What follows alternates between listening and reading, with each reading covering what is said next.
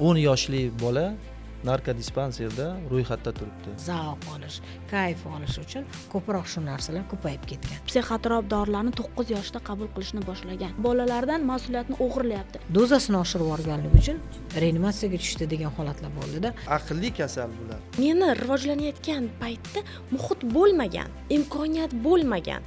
O'chir ovozingni, telefon. Nosog'lom oilalarimiz juda ham ko'p.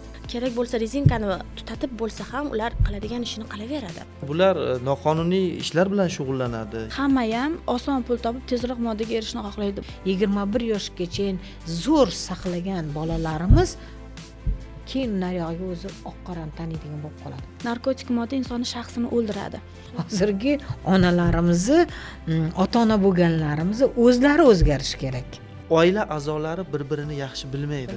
Bemorlarni maksimal ota-onasi yashiradi. Ular o'zi boshidan bosh nosog'lom muhitda, nosog'lom oilada katta bo'lgan bo'ladi. Telegramga kirib bitta knopkani bosib ozgina harakat bilan olyapti-da dorini. Narkotiklardan qutqaradigan narsa bu mas'uliyat.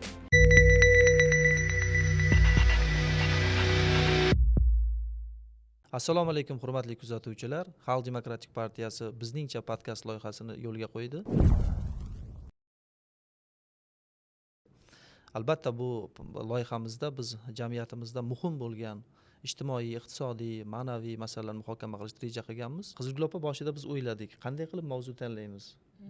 Jamiyat uchun, hammamiz uchun muhim bo'lgan mavzularni desak, hayotda o'zi mavzularni ko'rsatdi. Mana biz oxirgi nimada o'qigan xabarimiz shu bo'ldiki, 10 yoshli bola narkodispanserda ro'yxatda turibdi. Ya'ni unga yordam ko'rsatilyapti. Mana shu ma'lumotni o'zi ham bizda yoshlarimizni, o'smirlarimizni psixotrop moddalarga qaramligi kelib chiqayotganligi, ularning ruhiy holati bilan bog'liq muammolar borligini ko'rsatdi. Shuning uchun biz bugun mana shu psixotrop moddalarni qabul qilayotgan yoshlar, ularning ruhiyati, ularning jamiyatga, oilaga salbiy ta'siri, mana shu mavzuni mutaxassislar, ekspertlar bilan muhokama qilishni reja qilganmiz. Psixotrop moddalar bu narkodispanser shug'ullanadigan faoliyat yo'nalish. Psixotrop moddalar o'zi qayerdan kelib chiqdi? Qachon bu kasallik bilan kasallanish boshladi? Mana shu mavzuda marhamat siz birinchi o'zingiz ma'lumotlaringizni berib o'tsangiz. Psixotrop dori vositalari bu tibbiyotda foydalanadigan tibbiy maqsadda davolash tariqasida turli xil nevrologik kasalliklar yoki boshqa sohalarda keng qo'llaniladigan dori vositalari hisoblanadi.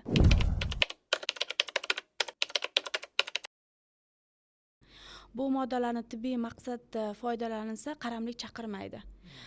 Hozirgi kunda psixotrop dorilarni suiiste'moli bu qaramlik keltirib chiqiladi. Bularni notibbiy maqsad, ya'ni zavq olish uchun ishlatishadi. Umuman O'zbekiston qonunchiligida maxsus guruh qator dorilari mavjud. Bular giyohvandlik qatoriga kiradigan dorilar. Aynan bu guruhga kirmaydigan moddalarni biz toksikomaniya tashxisi bilan ataymiz. Xuddi shu tariqasida psixotrop dori vositalari hamda kuchli ta'sir qiluvchi dori vositalari ham aynan giyohvand moddalar qatoriga kirmaydi. Ammo ular keltirib chiqadigan qaramlik bu klinik tashxis jihatdan toksikomaniya bo'lishi mumkin, lekin biologik jihatdan bu narkomaniyadan ham og'irroq. Biz ilmiy markaz bo'lganligimiz uchun shaxsan o'zim bir nechta ilmiy tadqiqotlarni o'tkazib ko'rganmiz hamkasblarimiz bilan. Tezislar yozish natijasida shuni ko'rdikki, psixotrop dori vositalarini 3 yil davomida qabul qilgan bemor bilan surunkali alkogolizmni yillar davomida 20 yildan kam bo'lmagan muddatda suiiste'mol qilgan bemorlarni kognitiv sferasi, diqqat, xotira, intellektini solishtirganimizda 3 yil psixotrop dori vositalarini qabul qilgan bemorlarga yomonroq ko'rsatkichni namoyon qildi. Giyohvand moddalarda bundan ham ayanchliroq ko'rsatkichlarni beradi. Endi o'zi umuman psixotrop moddalarni iste'mol qilish o'zi qachondan dunyoda, o'zi faqat bizda bitta bizni jamiyatimizning muammosi emas, menimcha bu. Butun dunyoda bu dolzarb muammoga aylanyapti ekanki, mana hozir mutaxassislar aytishyaptiki, haqiqatda bu asr vabosiga o'xshagan jiddiy muammolarni keltirib chiqarish mumkin deyapti. Bu dunyoda qachon boshlandi o'zi bu psixotrop moddalarni faol iste'mol qilish? Aynan hozirgi foydalanadigan dorilar bular psixostimulyatorlar deyiladi. Ya'ni bular iste'mol qilinganda organizmga, bemorga qanaqadir kayfiyatni ko'tarinki, energiya bergandek, quvvati oshgandek, muloqotga kirishuvchanlik oshgandek his qiladigan psixostimulyatorning qabuli butun dunyoda 50 yil oldin ham mavjud bo'lgan va aktiv qabul qilingan. O'zimizni hududimizda oxirgi 10 yillikda buning ko'rsatkichi oshdi. Ayniqsa mana O'zbekistonda pandemiya davrida karantin e'lon qilingan vaqtida uyda o'tirgan bemorlarimizni soni juda ham keskin oshdi, juda ham ko'p miqdorda oshdi. Aynan psixotrop dori vositalari va sintetik giyohvand moddalarga nisbatan. Bular hammasi psixostimulyator guruhiga kiruvchi moddalar hisoblanadi. Ammo an'anaviy narkotiklar o'smirlarimiz, 14-15 yoshli bolalarimiz orasida, misol uchun kannabis guruhiga kiruvchi giyohvand moddalar oldindan O'zbekiston hududida ham mavjud bo'lgan va biz buni yillar davomida davolab kelganmiz. Rahmat. Qizilgul opa, endi mana bunaqa savolim borda. Psixotrop moddalar bu dori vositasi ekan, dori vositasi. Qachondan boshlab o'zi nima uchun o'zi odamlar mustaqil buni qabul qilishga, mustaqil o'zlariga o'sha psixotrop dori vositalaridan, psixotrop moddalardan yordam olishga ehtiyoj paydo bo'ldi? Siz buni sabablari nima deb o'ylaysiz? Mana mutaxassisimiz aytib o'tdi-da, bu qancha yil oldin boshlanganligi to'g'risida. Lekin menimcha undan ham oldin boshlangan.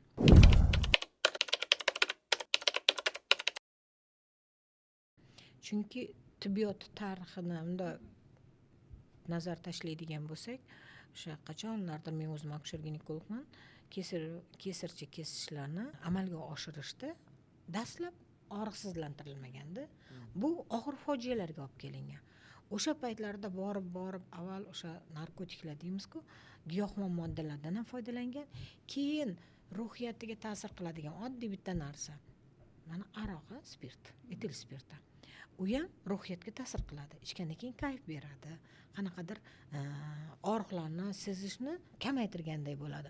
Xuddi shunga o'xshab, o'sha tibbiyot tarixiga nazar tashlaganimizda, tibbiyotda mana shunga o'xshagan vositalardan foydalanish, jarrohlik amaliyotlarida foydalanishlar yozilganda, shundan kelib chiqqan holda men o'zim xulosa qilaman. Bu kechagi 50-60 yil oldingi emas, bu necha yuz yil oldin boshlangan narsa. Lekin mana ilgari buni o'sha tibbiyotda qo'llanilgan bo'lsa, bora mana o'sha hozirga kelib uni juda ham dunyo miqyosida global muammoga aylanganligi, ayniqsa shu yoshlarimizni ruju qo'yayotgani bu albatta ularning ruhiyatida. Ular bugungi kun yoshlarini to'g'risini to'qlikka sho'xlikmi qiladigan ish topolmasdan, zerikkanligidan, balkim shu nima bilandir zavqlanish kerak, qanaqadir o'ziga bir boshqacha tuyg'u chaqirish kerak. Mana shuni hisobga olgan holda keyingi paytlarda, mana keyingi 10 yilda ko'payib ketdi deyapsiz-ku. Ayni mana siz mutaxassis aytayaptiki, pandemiya davrida, Covidda 20-yilida uyda o'tirdi qancha odam. Shu uyda o'tirgan paytda o'ziga nimadir chaqirish uchun, zavq olish, kayf olish uchun ko'proq shu narsalar ko'payib ketgan. Hali to'g'ri edimi? Qiladigan ish yo'q, to'qliqqa sho'xlik, nimadir bilan zavqlanish kerak deb o'ylayman. Mana shuning uchun ham balkim ko'payib ketgandir. Lekin bitta narsani aytishimiz kerak-da, yildan yilga bu narsani har xil ko'rinishlari, ilgari faqat giyohvand moddalar, aytaylik biz o'zimiz mentalitetimizda shu bizni hududimizda eng ko'p iste'mol qilinadigan ko'knorinda, men eslayman, bundan bir 50-60 yil oldin hovlilarda ham kerak bo'lsa ekishganda, qishloqlarda o'zlari uchun foydalangan bu narsani. Keyin bora bunga ruju ko'payib, qiziqish ko'payib, yoshlar ham bunga ruju qo'yib boshlagandan keyin bularga nisbatan taqiqlar qo'llanilib, bora qiyinlashib bordi. Endilikda mana shu holatdan chiqish uchun haliga aytganday sun'iy sintetik moddalarga qaralyapti-da. Mana shu oddiy og'riqsizlantirilgan paytda qisqa muddatda bergan ruhiy o'zgarish, bittasiga aytadigan bo'lsa, ikkinchisi ham qiziqqan, ko'raylikchi degan mana bo'lyapti. Bilasizmi, mana shu Covid paytida bo'lsa kerak. Men juda ham kerak bo'lsa o'sha biz Sog'liqni saqlash qo'mitasida bu narsani ko'taraylik, bong uraylik. bu ertaga yaxshilikka olib kelmaydi, chunki mana biz o'rganganmiz, shoshilinch 16 go'rbolnitsada o'rganganmiz xalq tilida.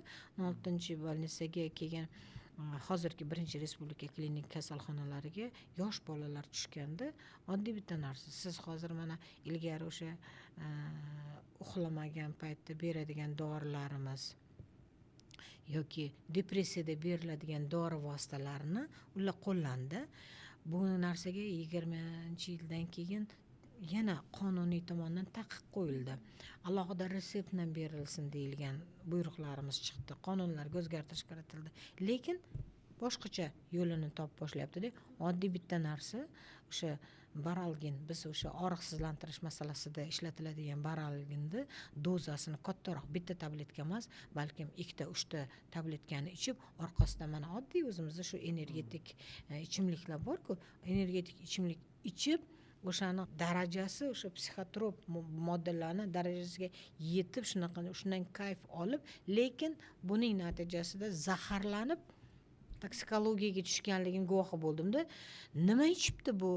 Masalan, qattiq o'sha paytda biz qonun ustida ishlayotgan edik. Psixotrop moddalar yana sotilibdi, yana qora bozorda, ko'chada sotibdimi, qanaqa? Yo'q. Bilasizmi nima ichibdi? Bu baralgin, baralginning ustidan energetik anaqa suyuqlik ichimlik ichgan. Shuni nimasida o'sha psixotrop ichgan bilan barobar bo'lib, dozasini oshirib yuborganligi uchun reanimatsiyaga tushdi degan holatlar bo'ldi-da. Mana yildan yilga yangicha ko'rinishlari kelib chiqyapti-da. Mana shuni o'zi ham balkim men endi aytganim, jamiyatda bu juda ham qo'rqinchli narsa-da.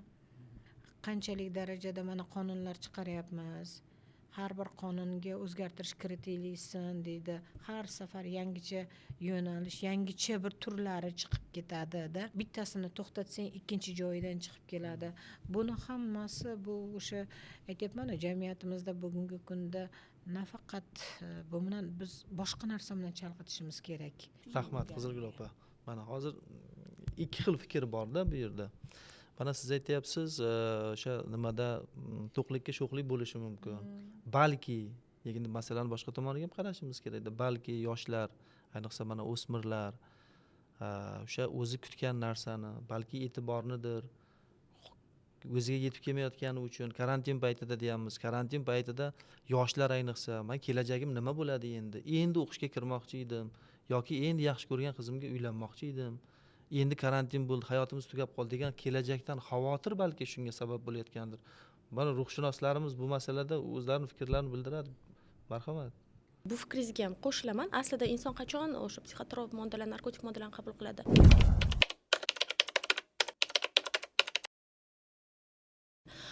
Uni o'sha ruhiyati ruhan nosog'lom bo'lganda, ya'ni o'zini, shaxsiyatini boshqara olmaganda, meni rivojlana olmaganda.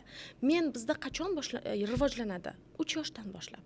Demak, uni mana shu meni rivojlanayotgan paytda muhit bo'lmagan, imkoniyat bo'lmagan. O'chir ovozingni, telefon, bor bog'chaga. Bog'chalar hozir nima bo'lyapti? Ko'rib turibsiz holatni, ahvolni-da. Bu hozir bizda e'lon qilinyapti. Oldin e'lon qilinmagan paytda ham qancha narsa bo'lgan. Hozir e'lon qilinayotgan bo'lgani bilan mana shu narsalarni ular yashab o'tgan, ya'ni shaxsiyati meni o'ldirilgan ularni, yo'q meni. Va mana shu meni o'ldirilgandan keyin u inson mana ma'lum bir vaqtga yetgandan keyin o'sha masalan kelajak haqida qayg'urish kerak bo'lganda ham insonni nima meni uyg'onadi, aytadi. Ha, men uddala olaman, men qila olaman, men sendan yaxshiman. Sizga men o'zimni isbotlab qo'yishim uchun ham menda men bo'lish kerak. Menim rivojlangan bo'lish kerak. Bo'lmasam men o'tiraman, ha, siz zo'r ekansiz rostdan ham debdi. Unda men rivojlanmagan bo'ladi. Keyin nima qiladi? U tushkunlikka tushadi, depressiv holatga tushadi. Shifokorga boradi. Birinchi o'rinda unga nima tavsiya qiladi? Antidepressant. Bu boshlanishi. Keyinchalik sekin-sekin yog'ini o'zi eplab oladi. Yana bitta ruxsat bersangiz qo'shimcha qilmoqchiman. Narkologik kasalliklarda ruhshunosimiz aytganlaridek 3 ta asosiy sabab bor. Bittasi psixologik sabab, ularni hozir juda ham chiroyli to'liq tushuntirib berdilar. Ikkinchisi ijtimoiy sabab, uchinchisi biologik sabab. Biologik sababda ham muhim o'rni bor deyman, chunki ota bobolarimiz boya aytilgandek ko'knor nimalardir, balkim ularda qaramlik bo'lgandir, bizda hozir to'liq ma'lumot yo'q, lekin surunkali alkogolizm yoki boshqa ruhiy kasalliklar ham bo'lgan bo'lishi mumkin.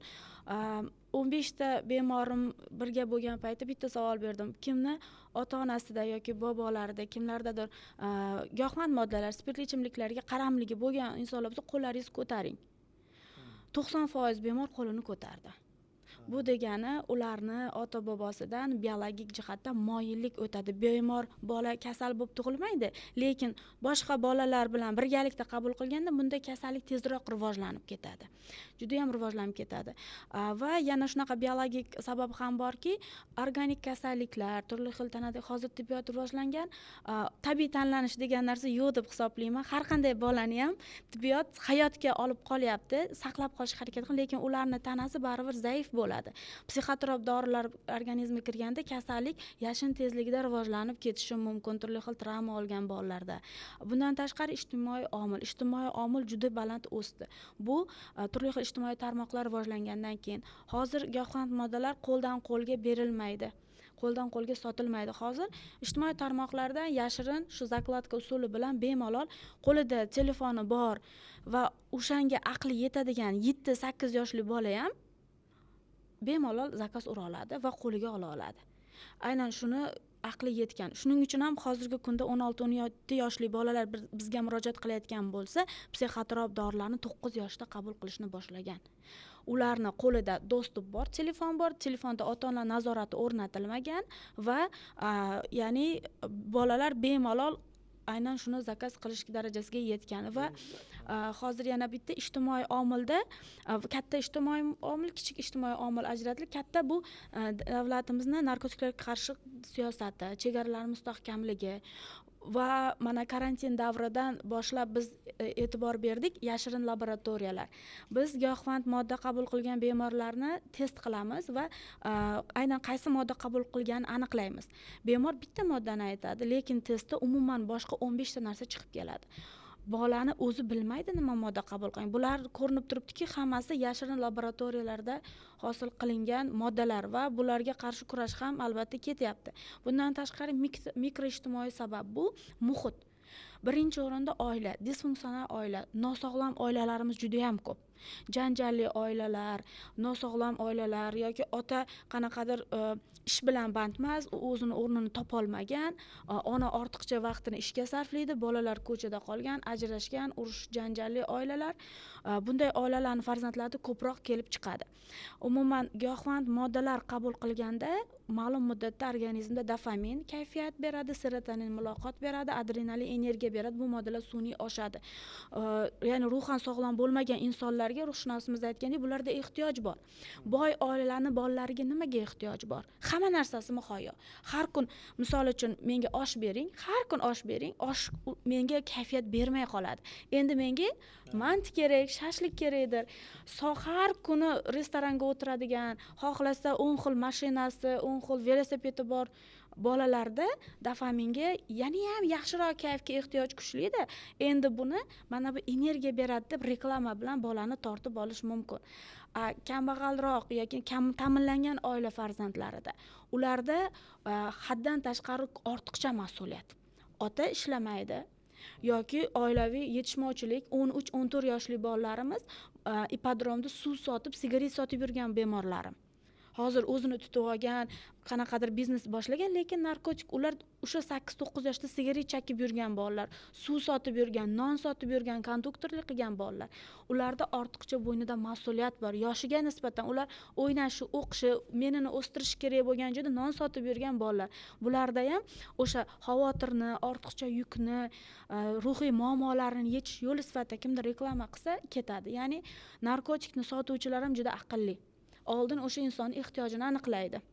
O'sha ehtiyojiga qarab reklamani joyiga qo'yadi, undan keyin o'sha insonni qarmog'iga olishi mumkin. Shu yerda bitta savol bor-da, mana psixotrop dori deyapmiz, psixotrop modda deyapmiz, psixotrop dori deyapmiz. Dori vositalari bu tibbiyot muassasalarida qat'iy nima bilan, nazorat bilan beriladi. Ya'ni demoqchimanki, davlat bu psixotrop dorilarni berishni nazorat qiladi, himoya qiladi, kerak bo'lsa saqlaydi, qonunchilik ham bor. lekin shu jamiyatda paydo bo'layotgan yomon taklif, ya'ni yomon taklif, psixotrop dorilar, nimada har xil tadbirlarda qo'lga olingan dorilarni ko'rsangiz, Qizil opa, katta mashinalarda necha mingtalab tabletka. Ular qayerdan kirib kelyapti? Yo bizani nimada chegaramizdan kirib keladimi, yo o'zimizda ham mana unaqa aytganingizdek laboratoriyalarmi, qo'lbola usulda tayyorlanadimi bular? Asosiy muammosi mana shu nimada shuni? O'zimizda qo'lbola usulda tayyorlanadi ham, yashirin yo'llar bilan kirib ham keladi. Qo'lbola usul bilan tayyorlanganda qarang, ular bo'lib olib kiradi. U bo'lingan moddalar chegaralarga taqiq qo'yilmagan. Mana shu yerni tushuntiring-da, qanday, mana misol bilan. Uchun aytaman, mana shu sintetik giyohvand moddalarni yoki psixotrop dorilarni o'zimizda sun'iy chiqarish uchun ularni turli xil ko'rinishlarga bo'lib tashlashadi. Ular kirib kelayotganda, misol uchun gul uchun o'g'it, semirishni kamaytirish, ozish uchun dori vositasi yoki shunga o'xshash niqob bilan haqiqiyday qilib ukovka qilinadi. Ba'zi bir dori kerak bo'ladigan narsalar chegaralarda taqiq qo'yilmagan, ulardan giyohvand modda qilinishi mumkinligi inson xayoliga ham kelmaydi. Shuning uchun ham bu moddalarni hozir dizaynerskiy dizaynerskiy narkotiklar, ya'ni shaklini o'zgartiradigan, qaysi moddaga taqiq qo'ysangiz shunday shaklini, bitta formulasini ximiklar o'zgartiradida boshqa narsaga aylantiradi va endi uni qonun topib, o'rganib, unga taqiq qo'yish uchun kamida 3 yil ketadi. 3 yil ichida u savdosini qilib oladi. Undan keyin topgan kuningiz bitta formulasini o'zgartiradida shunda chegaradan olib kiradi, siz hech narsa qila olmaysiz, chunki u chegaradagi formula u boshqa formula. Xuddi shu yo'l bilan ichkariga olib kiriladi va sun'iy ravishda laboratoriya qilinadi. Laboratoriya deganda bir chiroyli, bir hashamdor chet ellik laboratoriyasida joy emas. Bitta plita, gaz anaqasi, bitta eski qozon. Bo'ldi. O'sha joyda sanitar hamma narsasi nol, antisanitar holatda qovurib, qaynatib, chiroyli qilib, upakovka qilib, kichkina bo'laklarga bo'lib sotuvga chiqariladi. Bu insonni yana ham zaharlaydi. Endi mana shu yerda Qizil opa bitta masala tug'ilyapti-da. Haqiqatan ham qonunchiligimizda ham, me'yoriy hujjatlarimizda ham kamchiliklar bor ekan. Mana hozir nimada kerak bo'lganda bu qonunchilikni yoki me'yoriy hujjatlarni tezroq o'zgartirishimiz menimcha kerak. Bu hozir aytayotganingiz bu nihoyatda jiddiy masala. Chegaradan kirib keladi, suv sifatida masalan, suv ziyonli emas, taqiqlanmagan, lekin olib kelgandan keyin u suvni yordamida boshqa modda yaratyapti, boshqa dori vositasini yaratyapti. Bu haqiqatan ham kamchilik menimcha-da. Mana qonunimiz bor va qonunni ko'rdim, psixotrop moddalarni iste'moli bilan bog'liq qonunimizda 20 dan ortiq havola normalar bor ekan. Bilamiz, bu havola norma degani ya'ni ayb qilsang to'g'ridan-to'g'ri ishlamaydigan moddalarda. Kimdir ayb qilsa jazolanadi, lekin qanday ayb qilib, qanday jazolanishini hukumat qarori yoki bir undan pastroq darajadagi me'yoriy hujjat bilan bo'ladi. Qizil opa, nima deb o'ylaysiz? Balki shu qonunchiligimizda ham shu hozir zamon faollashgani darajasida takomillashtirishimiz kerakdir. Albatta, chunki har bitta qonun masalan dogma emas, o'zi qonunlar qotib, o'sha bitta qonun qabul qiling bo'ldi degan narsa emas. Birinchidan, qonunlarimizda to'g'ri har safar o'zgartirish yoki qo'shimchalar kiritishga ehtiyoj bor. Zamon o'zgaryapti, shunga yarasha. Lekin men shu joyda bitta narsaga to'xtalib o'tmoqchiman. Hozir aytdingiz, mana 20 ga yaqin normalar, havolaki normalar. Havola qilingan normalar qachon qilinadi? Demak, havola qilingan normalar qonunda to'g'ridan-to'g'ri ta'sir kuchi yo'qdi. U qonun osti hujjatlariga, normativ hujjatlarga yo'naltiriladi. Bu ham to'g'ri narsa. Negaki mana hozir mutaxassisimiz aytayapti. Men o'zim ham boya aytdim. Yildan yilga o'zgarib boryapti. Bittasiga agar yo'q taqiq qo'ysa, qonun bilan taqiq qo'ysangiz, kimiklar darrogina o'zgartirib, ikkinchisini olib kiryapti. Endi har safar qonunni o'ziga o'zgartiravermaydi-yu. Qonun osti hujjatlarga havola qilinishi esa mana shu ishlarni tezroq bitishini, tezkorligini ta'minlaydi. Shuning uchun ham bu aslida kerak bo'ladi. To'g'ri, men hamma 20 ta normani hammasi ham to'g'ri havola qilingan deb aytolmayman. Ichida mana yillar davomida hali aytganimdek bo'shliqlari bor joylari ham bor-da. Yo'naltirilgan. Mana hozir jazolash masalalari deyapsiz. O'sha joylarda ham biroz ozgina boshqatdan ko'rib chiqadigan tomonlari bor. Mana norma jazolash masalalari bo'yicha havola qilingan ma'muriy javobgarlik to'g'risidagi kodeksga yo'naltiriladi. havola qilinyapti yoki jinoiy javobgarlik to'g'risidagi bu joyda yoki bo'lmasa o'sha saqlash tarqatish masalasida sog'liqni saqlash vazirligining yoki vazirlar mahkamasining qarorlari mavjudda. O'sha saqlashlar bo'yicha ham bevosita texnik saqlashlari yoki mana hali boya aytib o'tyapti, mana shu qonunlar bilan hujjatlar bilan belgilangan tibbiyotda qo'llaniladigan psixotrop moddalar. Aytaylik, ular dori vositasi sifatida ishlatiladi. Lekin qonun osti hujjatlari bilan ishlaydigan joyda inson omillari aralashgan joy borda. Inson omili aralashdimi, demak albatta o'sha joyda yo korrupsiya yoki qonun buzilish yoki o'sha buyruq buzilish holatlarini kuzatiladi. Buning uchun to'g'ri, mana hozir o'sha inspeksiya bor tibbiyotda ham alohida bu bilan shug'ullanadigan. Chunki giyohvand psixotrop moddalarmi o'sha kasallarga berilganda to'g'ridan to'g'ri uni qo'liga yetib bordimi? Yoki bo'lmasa qog'ozda qo'liga yetib bordi-yu, chetga chiqib haliginday yo'naltirildi. Mana shunaqa holatlarni ham doim nazoratda ushlash kerak. Bu joyda hali aytgandek juda ham qiyin masala. Men o'zim sog'liqni saqlash sohasidan chiqqan bo'lganligim uchun hozir yana ham takomillashib yaxshi bo'lib ketgan deb o'ylayman, lekin shunday bir holatlarda o'zim guvohi bo'lganman-da. Aytaylik, relanium yoki boshqa psixotrop moddani shpritsga oldi. Reanimatsion kasalga qilinish kerak. Unga boshqan qilib sekin hali xaridori kelib turibdi, xaridorga chiqarib yuborgan holatlar bo'lganda, endi buning uchun har bitta insonni o'zida vijdon degan narsa bo'lishi kerak. Biz qanchalik qonunlarni mustahkam chiqargan bilan qonun osti hujjatlariga havola qilmaylik, ta'sir kuchli bo'lsin degan bilan agar har bitta joydagi o'sha inson omili aralashgan joylarda mana shunday narsalar bo'lmasa, davom etaveradi. Bu bir. Ikkinchidan, mana hozir aytyapsiz, o'sha bojxonadan o'tayotganda bojxonani tartiblari bor. Qonun bilan belgilab qo'yilgan. Ayniqsa o'sha giyohvand psixotroplarga. Lekin mana mutaxassisimiz aytgandek, uni har xil ko'rinishda kelib o'zimizda sekin boshqatdan qayta ishlanib yashirin laboratoriyalarda tarqatilyapti. Buning uchun qanchalik odam demanda, endi mana shunga mana qachon uni haqiqiy vijdon degan narsa bo'lmasa, buni juda ham qiyin, to'g'ri, nazoratga olib tartibda saqlab turiladi, lekin to'liq yo'q qilamiz deb men hozir qonun bilan yo'q qilamiz deb ayta olmayman-da. Hozir muammo shundaki, o'sha narkotikni oldi sotib qiladiganlar aslida bizni bemorlar. Ular moddaga o'rgangandan keyin u katta pul giyohvand moddalarni qabul qilganda kognitivniy sferasi, ya'ni diqqat, xotira, intellekt tushgani uchun hamma sohada ham ishlay olmaydi ular. Ular pul topa olmaydi va modda kerak. Hamma ham oson pul topib tezroq moddaga erishishni xohlaydi. Bularni eng zo'r yo'li aynan shu moddani o'zi oldi sotisiga aralashish.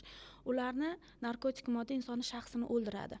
Ularga endi qiziq emas, oilasi, ota-onasi, vatani, umuman vijdon, hamma narsa. Hayotda bitta maqsad, ertalab ko'zini narkotik uchun ochish bo'lib qoladi. Aynan bu insonlar aynan narkotik oldi sotisi bilan shug'ullanadi. Biz o'zimiz ko'ramiz ijtimoiy tarmoqlarda, o'zimni bemorimni taniyman, bizda ya'ni shaxsi yashirin bo'lgani uchun biz buni sir saqlaymiz, lekin bemorlarimizni taniymiz-ku, ya'ni ichki ishlar xodimlari kiyimini kiyishibdi-da, uyma yurishib odamlardan pul yiqqani qaysi, boshqa bir turli xil firibgarlik qilganlari qaysi va aynan oldi sotdiga aralashgani qaysi, bular o'zi shaxsi asta sekin qirozga uchrayotgan ko'proq bemorlarimiz.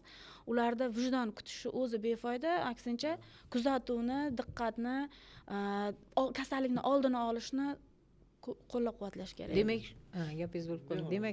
Demak shu joyda bitta narsani aytyapman-da, har bitta dispanser nazoratga olish bekorga emas, bu bir.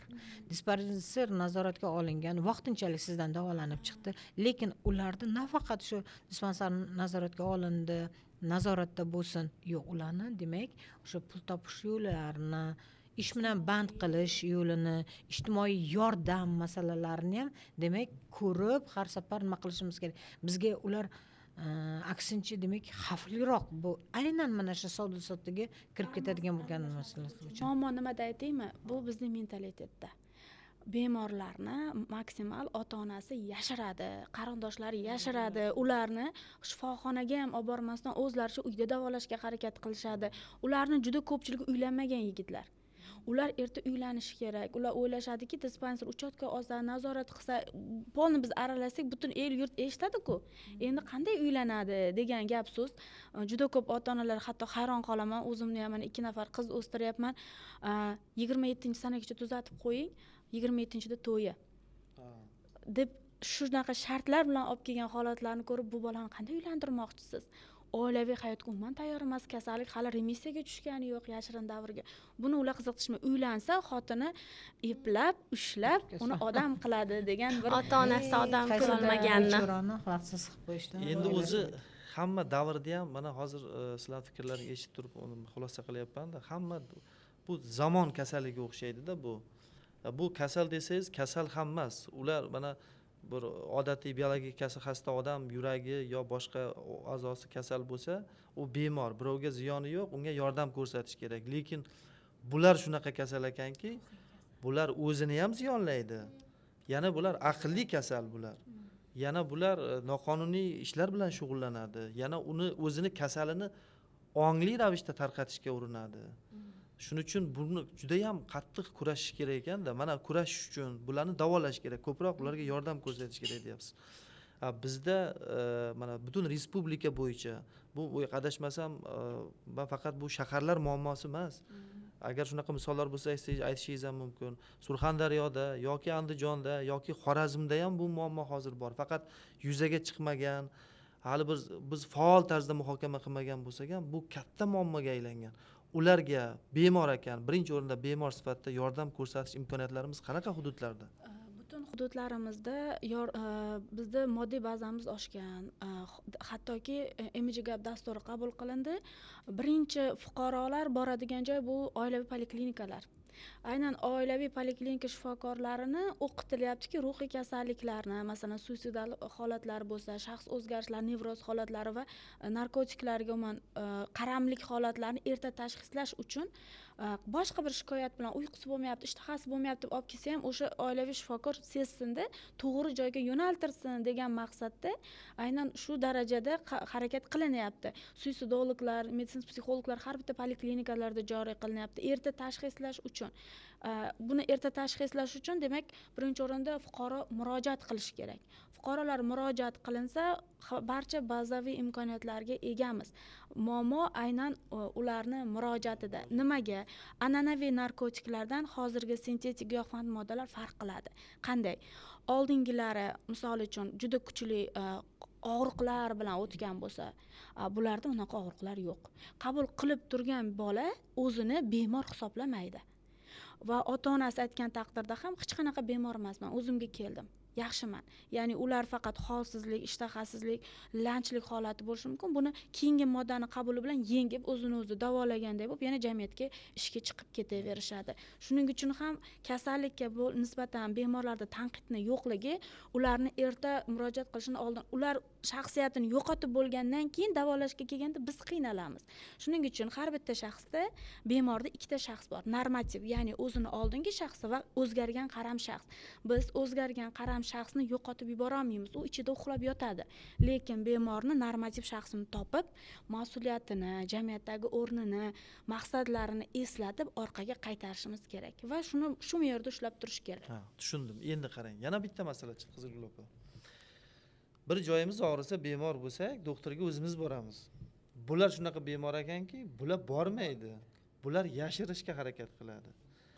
Endi demak, jamiyatda boshqa muammo kelib chiqyapti. Bu demak, yoshlarni, ayniqsa o'smirlarni ruhiy holatini doimiy kuzatuvda turish kerak. Doimiy mana bizada bor adashmasam mahalla darajasida ishlaydigan ruhshunoslarimiz. Ular bilan vaziyat qanday? Shu bo'yicha ham bir nima fikringiz bildirsangizchi. Mahallada o'zi bir stavkaga ikkita mahalla, yana bitta maktabni berishadi. Ya'ni bitta mahalla o'rtacha qancha odam? No, bitta mahallada har xil, masalan 5000 ligi bor, qanchaligi 12 mingtalikgacha yana mahallalar borda. o'shanga qarab belgilanadi. ya'ni ular ham maktabni ishini qilishi kerak, ham mahallani ishini qilishi kerak. O'zi ularni maktabidan ortadigan vaqtini o'zi yo'q mahallaga borib yig'in qilishga ham, qanaqadir tadbirlar o'tkazishga, aholi bilan ishlashga ham ularni vaqti yo'q.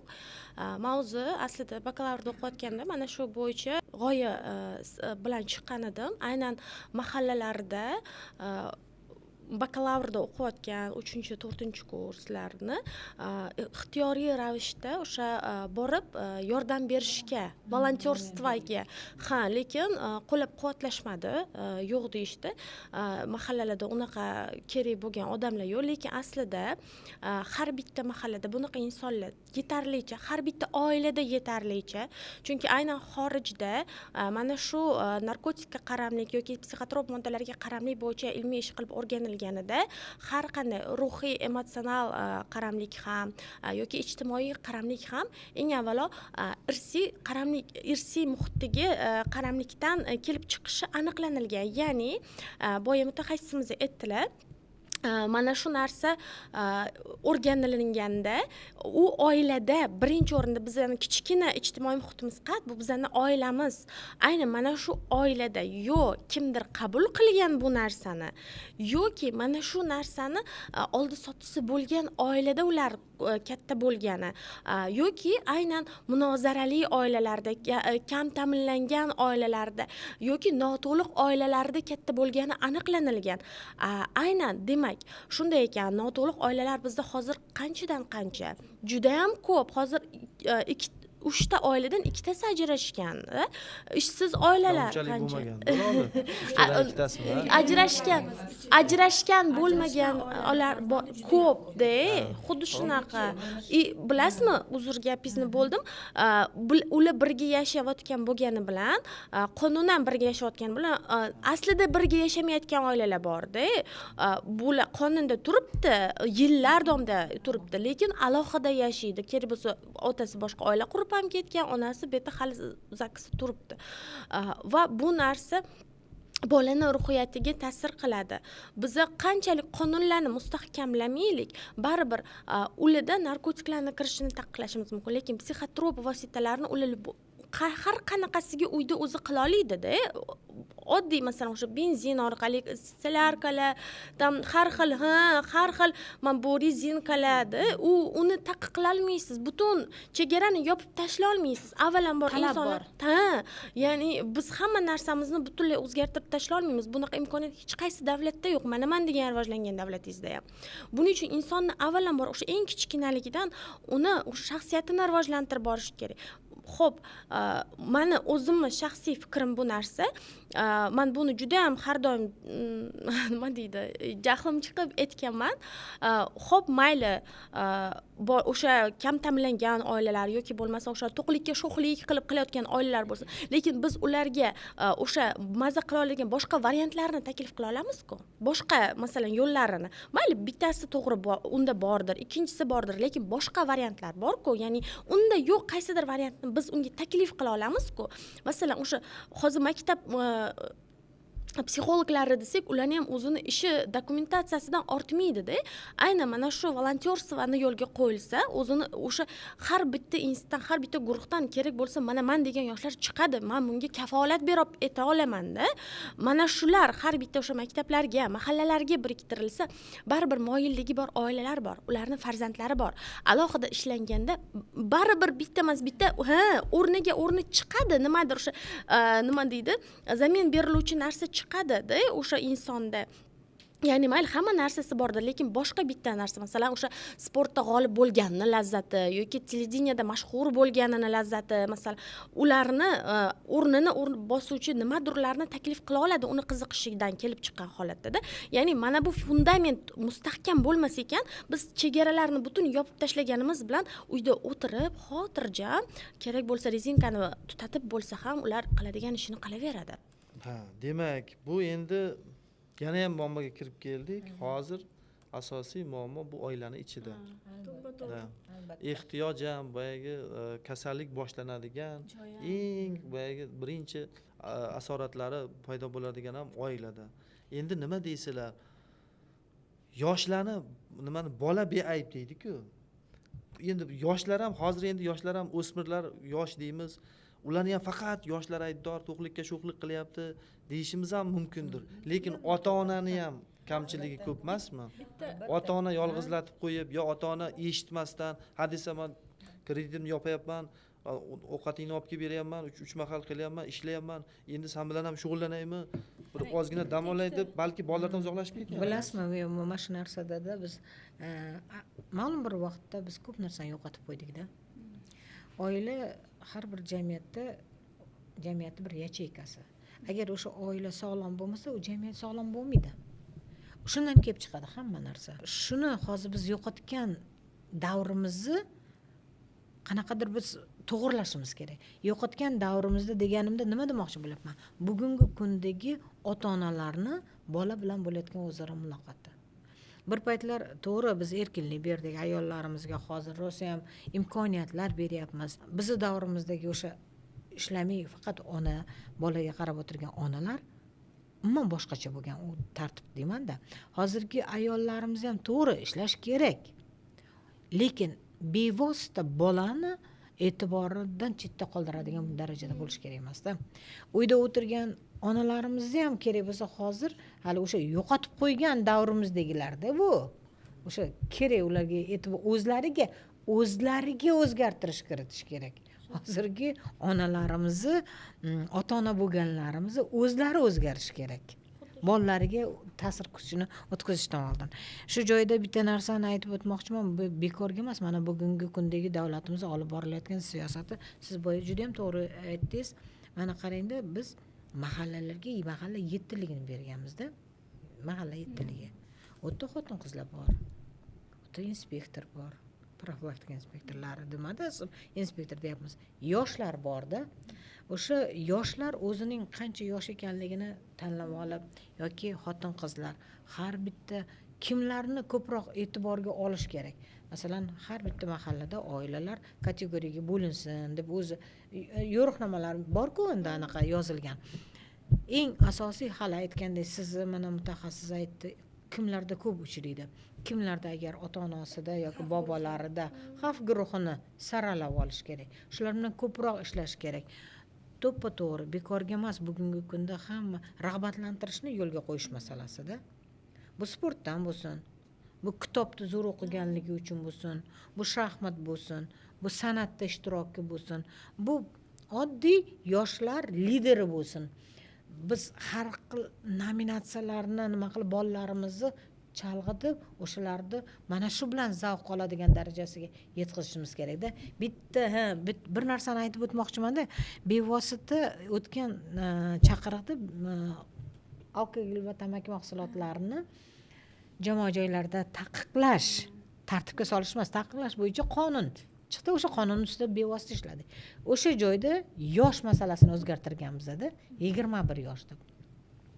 Shu masalada rosa ko'p o'ylaganman. Masalan, voyaga yetmagan degan yosh 18 yoshgacha degan bo'lar. Nega 21 yosh deganda mutaxassislar bilan gaplashganda, albatta oqni oq, qorani qora deydigan davr kelgan bo'ladi o'sha 20. Demak, men hozir mana aytib o'tirman, 3 yoshdan boshlab kerak bo'lsa, umuman 3 yosh emas. Yoshlikdan boshlab bolalarni tarbiyalab borishimiz kerak. Iloji boricha mana shu yomon illatga, bu psixotrop bo'lsin, bu narkotik bo'lsin, bu tamaki bo'lsin, bu alkogol bo'lsin, 21 yoshgacha hech bo'lmasa saqlay olishimiz kerak. 21 yoshgacha zo'r saqlagan bolalarimiz keyin nariyog'iga o'zi oq qorani taniydigan bo'lib qoladi. O'zlari hal qila oladi u nariyog'ini-da. Bizning masalamiz demak o'sha voyaga yetmaganlarimiz, uzog'idan o'sha 21 yoshgacha bo'lganlarimizga iloji boricha uni rag'batlantiraylik, boshqa qilaylik, boshqa narsa bilan qiziqtiraylik. Lekin o'z holiga qo'yishimiz kerak. Shu fikringizga qo'shilaman. Masalan, 25 yoshli bemor yotyapti. Qabul qilganiga endi 2 yil bo'lgan. Bola уже tushundi. Men dedi, o'zim qo'y boqib, kitob o'qib, qanaqadir mashhur universitetlarga kirib, kontrakt, qo'ylarim to'lab, keyin kontraktlarni to'lab, o'zim erishgan 7 yillik misqollab topgan narsamni 2 yilda yo'qotdim dedi.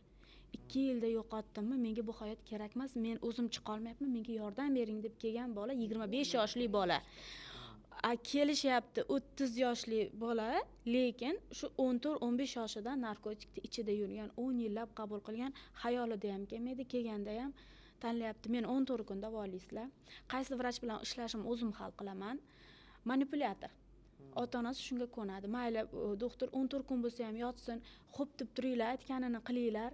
U uyda ham onasini shunaqa manipulyatsiya qiladigan bolalar. Qarang, xuddi shunday 21 yoshgacha shakllantirib olgan bolalar ham narkotikka kirishi mumkin, lekin ular oq bilan qorani farqiga borgandan keyin mana bu o'zi chiqishiga oson. Qarang, narkotiklardan qutqaradigan narsa bu mas'uliyat. Mas'uliyatni his qilgan inson narkotikka kirishi mumkin, lekin qaytib chiqadi. Lekin shunaqa oilalarimiz borki, misol uchun 28 yoshli bola bemorim, 2 ta farzandi bor, bolalarini repetitorga onasi olib boradi. Umuman 5 yildan beri bola ishlamaydi. Mas'uliyat yo'q. Ota-onasi keladi, bemorlarimiz so'rayman, o'g'lingiz mayli narkotikni qo'yib turing. Narkotikga kirishdan oldin qachon oxirgi marta kommunal to'lov to'lagan? Doktor o'zimiz qilganmiz. Ya'ni ota-onalar hozir bor kuchini topib ishlashga, hamma narsasini super qilib berishga harakat qilyapti, bolalardan mas'uliyatni o'g'irlayapti. Bola aytayapti, 28 yoshli bemor, men 16 yoshimda ota-onamga qo'shilib bozorga borgim kelardi. Ona, sumkangizni ko'tarishaman. Yo'q, o'zim qilaman. Yo'q, o'zim qilaman. Sen eplolmaysan, sen yaxshi qila olmaysan. Sendan men yaxshiroq bilaman. 28 yoshli boladan erkaksan-ku, qilgin, nimaga bozor qilmaysan? U bola bilmaydi bozor qilishda. Chunki 16 yoshida unga bozor qilish o'rgatilmagan. Bir bemorim aytayaptiki, ingliz tilini o'qib diplomatiyaga qiziqqan. Shunda maktabni bitirayotgan payti med institutga kirib qo'ya qol, med kollejga. Ha, mayli, osonroq-ku, o'zini qiynab med kollej tugatgandan keyin mana endi Sviyaz institutiga kirasan. Med kollej qayoqda, Sviyaz qayoqda. Sviyaz 2-kursida bola narkoman, narkotikka tobeligi bor, qaram bemor. 2-kursida. Nimaga? Qarang, kasb tanlayotganda bolani dopamin bera oladigan, maza qilib ishla oladigan sohalarni tanlasa, u insonda toliqish bo'lmaydi. Voy, charchadimda, rasslableniya uchun, dam olish uchun qildim. U odam ishidan zavqlanib, maza qilib dam oladi. Ular noiloj borib o'lgani kundan ishlab beradigan bolalar, ishi o'zi tanlanmagan, xotinini bemorim aytayapti, xotinini akasi tanlagan. Yaxshi ko'rgan qizimga uylantirishmadi. Seni qizing oilasi bizga to'g'ri kelmaydi debdi akasi. Akani gapini ota-ona eshitibdi. Turmush o'rtog'ini da tanlashga huquqi berilmagan bolalar keyin bunt qiladi. Va mana shunaqa bolalarni tarbiyalaganimizdan keyin, narkotikka kirgandan keyin, qarang, bu kasallik oilaviy kasallik. Butun dunyoda oilaviy davolanadi. Ota-onalar o'ylashadiki, bemor kirgizib yuboraman-da, sog'lom bolani olib chiqib ketaman debdi. Aytamiz, shanba kuni ota-onalar bilan ishlaydigan kunimiz soat 11 ga yetib keling. 3 ta kunimku doktor, men bu kuni qilaylik, men bu kuni unaqa qila olmaymiz. Har bitta ota-onaga alohida vaqt qila olmaymiz. Bizning kadrlarimiz kam, shtatimiz kam. Iltimos, yo'q. Biz narkologiya boshqa or qilamiz. Deydigan, yana bitta vitrinadagi bolalar degan terminim bor. Bolalar super bolalar, san'atda birinchi o'rinda olgan, sportda birinchi o'rinda olgan, hamma narsada birinchi o'rinda. Chunki ota-ona uni sen birinchi bo'lishing kerak, sen uni odamlarga ko'z-ko'z qilish uchun o'stirdi, lekin bola undan zavqlanmaydi. Bolaga umuman balkim boshqa narsa kerakdir. Bir kunda 4 ta repetitori bor. 8 ta qanaqadir bola shunchalar band, lekin u bola unga og'irlik qiladi.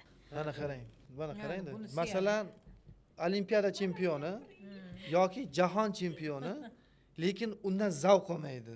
Bu dahshat. Bu eng yomon. Mana hozir shuning uchun mana bitta masalada biz bolajon xalqimiz, balki bolaga nisbatan yondashuvimiz, tarbiyamizni ham ehtimol o'zgartirishimiz kerak. Hamma narsa uchun, bolamizni hamma narsasi uchun ota-ona qaror qabul qilaveradi-da, yo'q, sen bu repetitorga borasan, buni kiyishing kerak, buni qilishing kerak, buni qilmasliging kerak. Hamma narsasini nazorat qilib, ya'ni to'g'ri tarbiyali bola qilamiz deymiz-ku, lekin tarbiyani o'ziga xos xususiyati bor-da, bolani o'z holiga qo'yishni ham bilishimiz kerak. Mana shu masalada men fikrlaringizni eshitmoqchiman. Bitta kino bor edi, ko'rganmidinglar?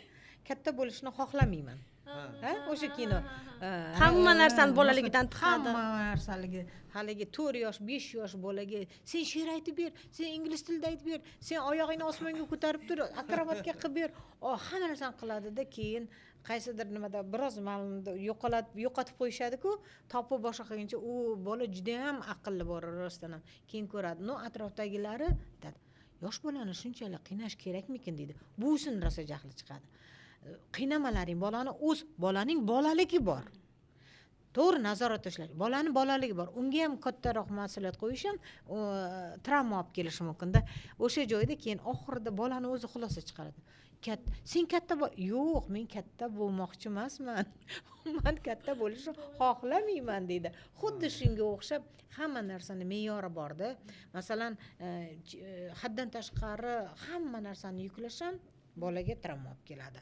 Yoki bolani umuman e'tibordan chetroqda qoldirtirish ham, o'sha unga ishonchsizlik bildirish ham bo'lmaydi. Bundan kelib chiqqan holda biz o'sha eng yaxshi metod o'zimizni ota-bobolarimiz metodi. Boya mutaxassisimiz aytibdilar, manipulyator bo'ladi ular deb. O'zi manipulyator insonlar qanaqa oilada tashkil topadi? Nosog'lom oilada tashkil topadi. Manipulyator insonlar, manipulyator bolalar o'zidan-o'zi paydo bo'lib qolmaydi.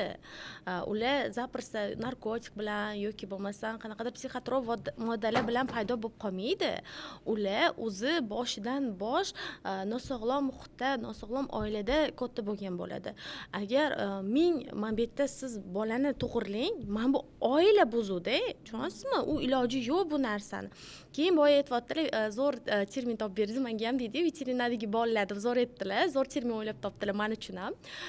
Unaqa bolalar o'zi aslida somatsankasi past bolalar hisoblanadi. Chunki bizani hech qaysi birimizni miyamiz berilgan hamma ma'lumot bo'yicha mukammal darajada o'zlashtirishga moslashgan bo'lmaydi. Ya'ni kimnidir miyasi o'sha musiqani, kimnikidir matematikani, kimnikidir o'sha ilm fanni yana nimadir qabul qilishga moslashgan bo'ladi. Ya'ni birdaniga biz hammasini o'zlashtira olmaymiz. Aynan siz aytgan bolalarni ota-onasi hamma narsaga bergan, hammasida ular zo'r bo'lishadi.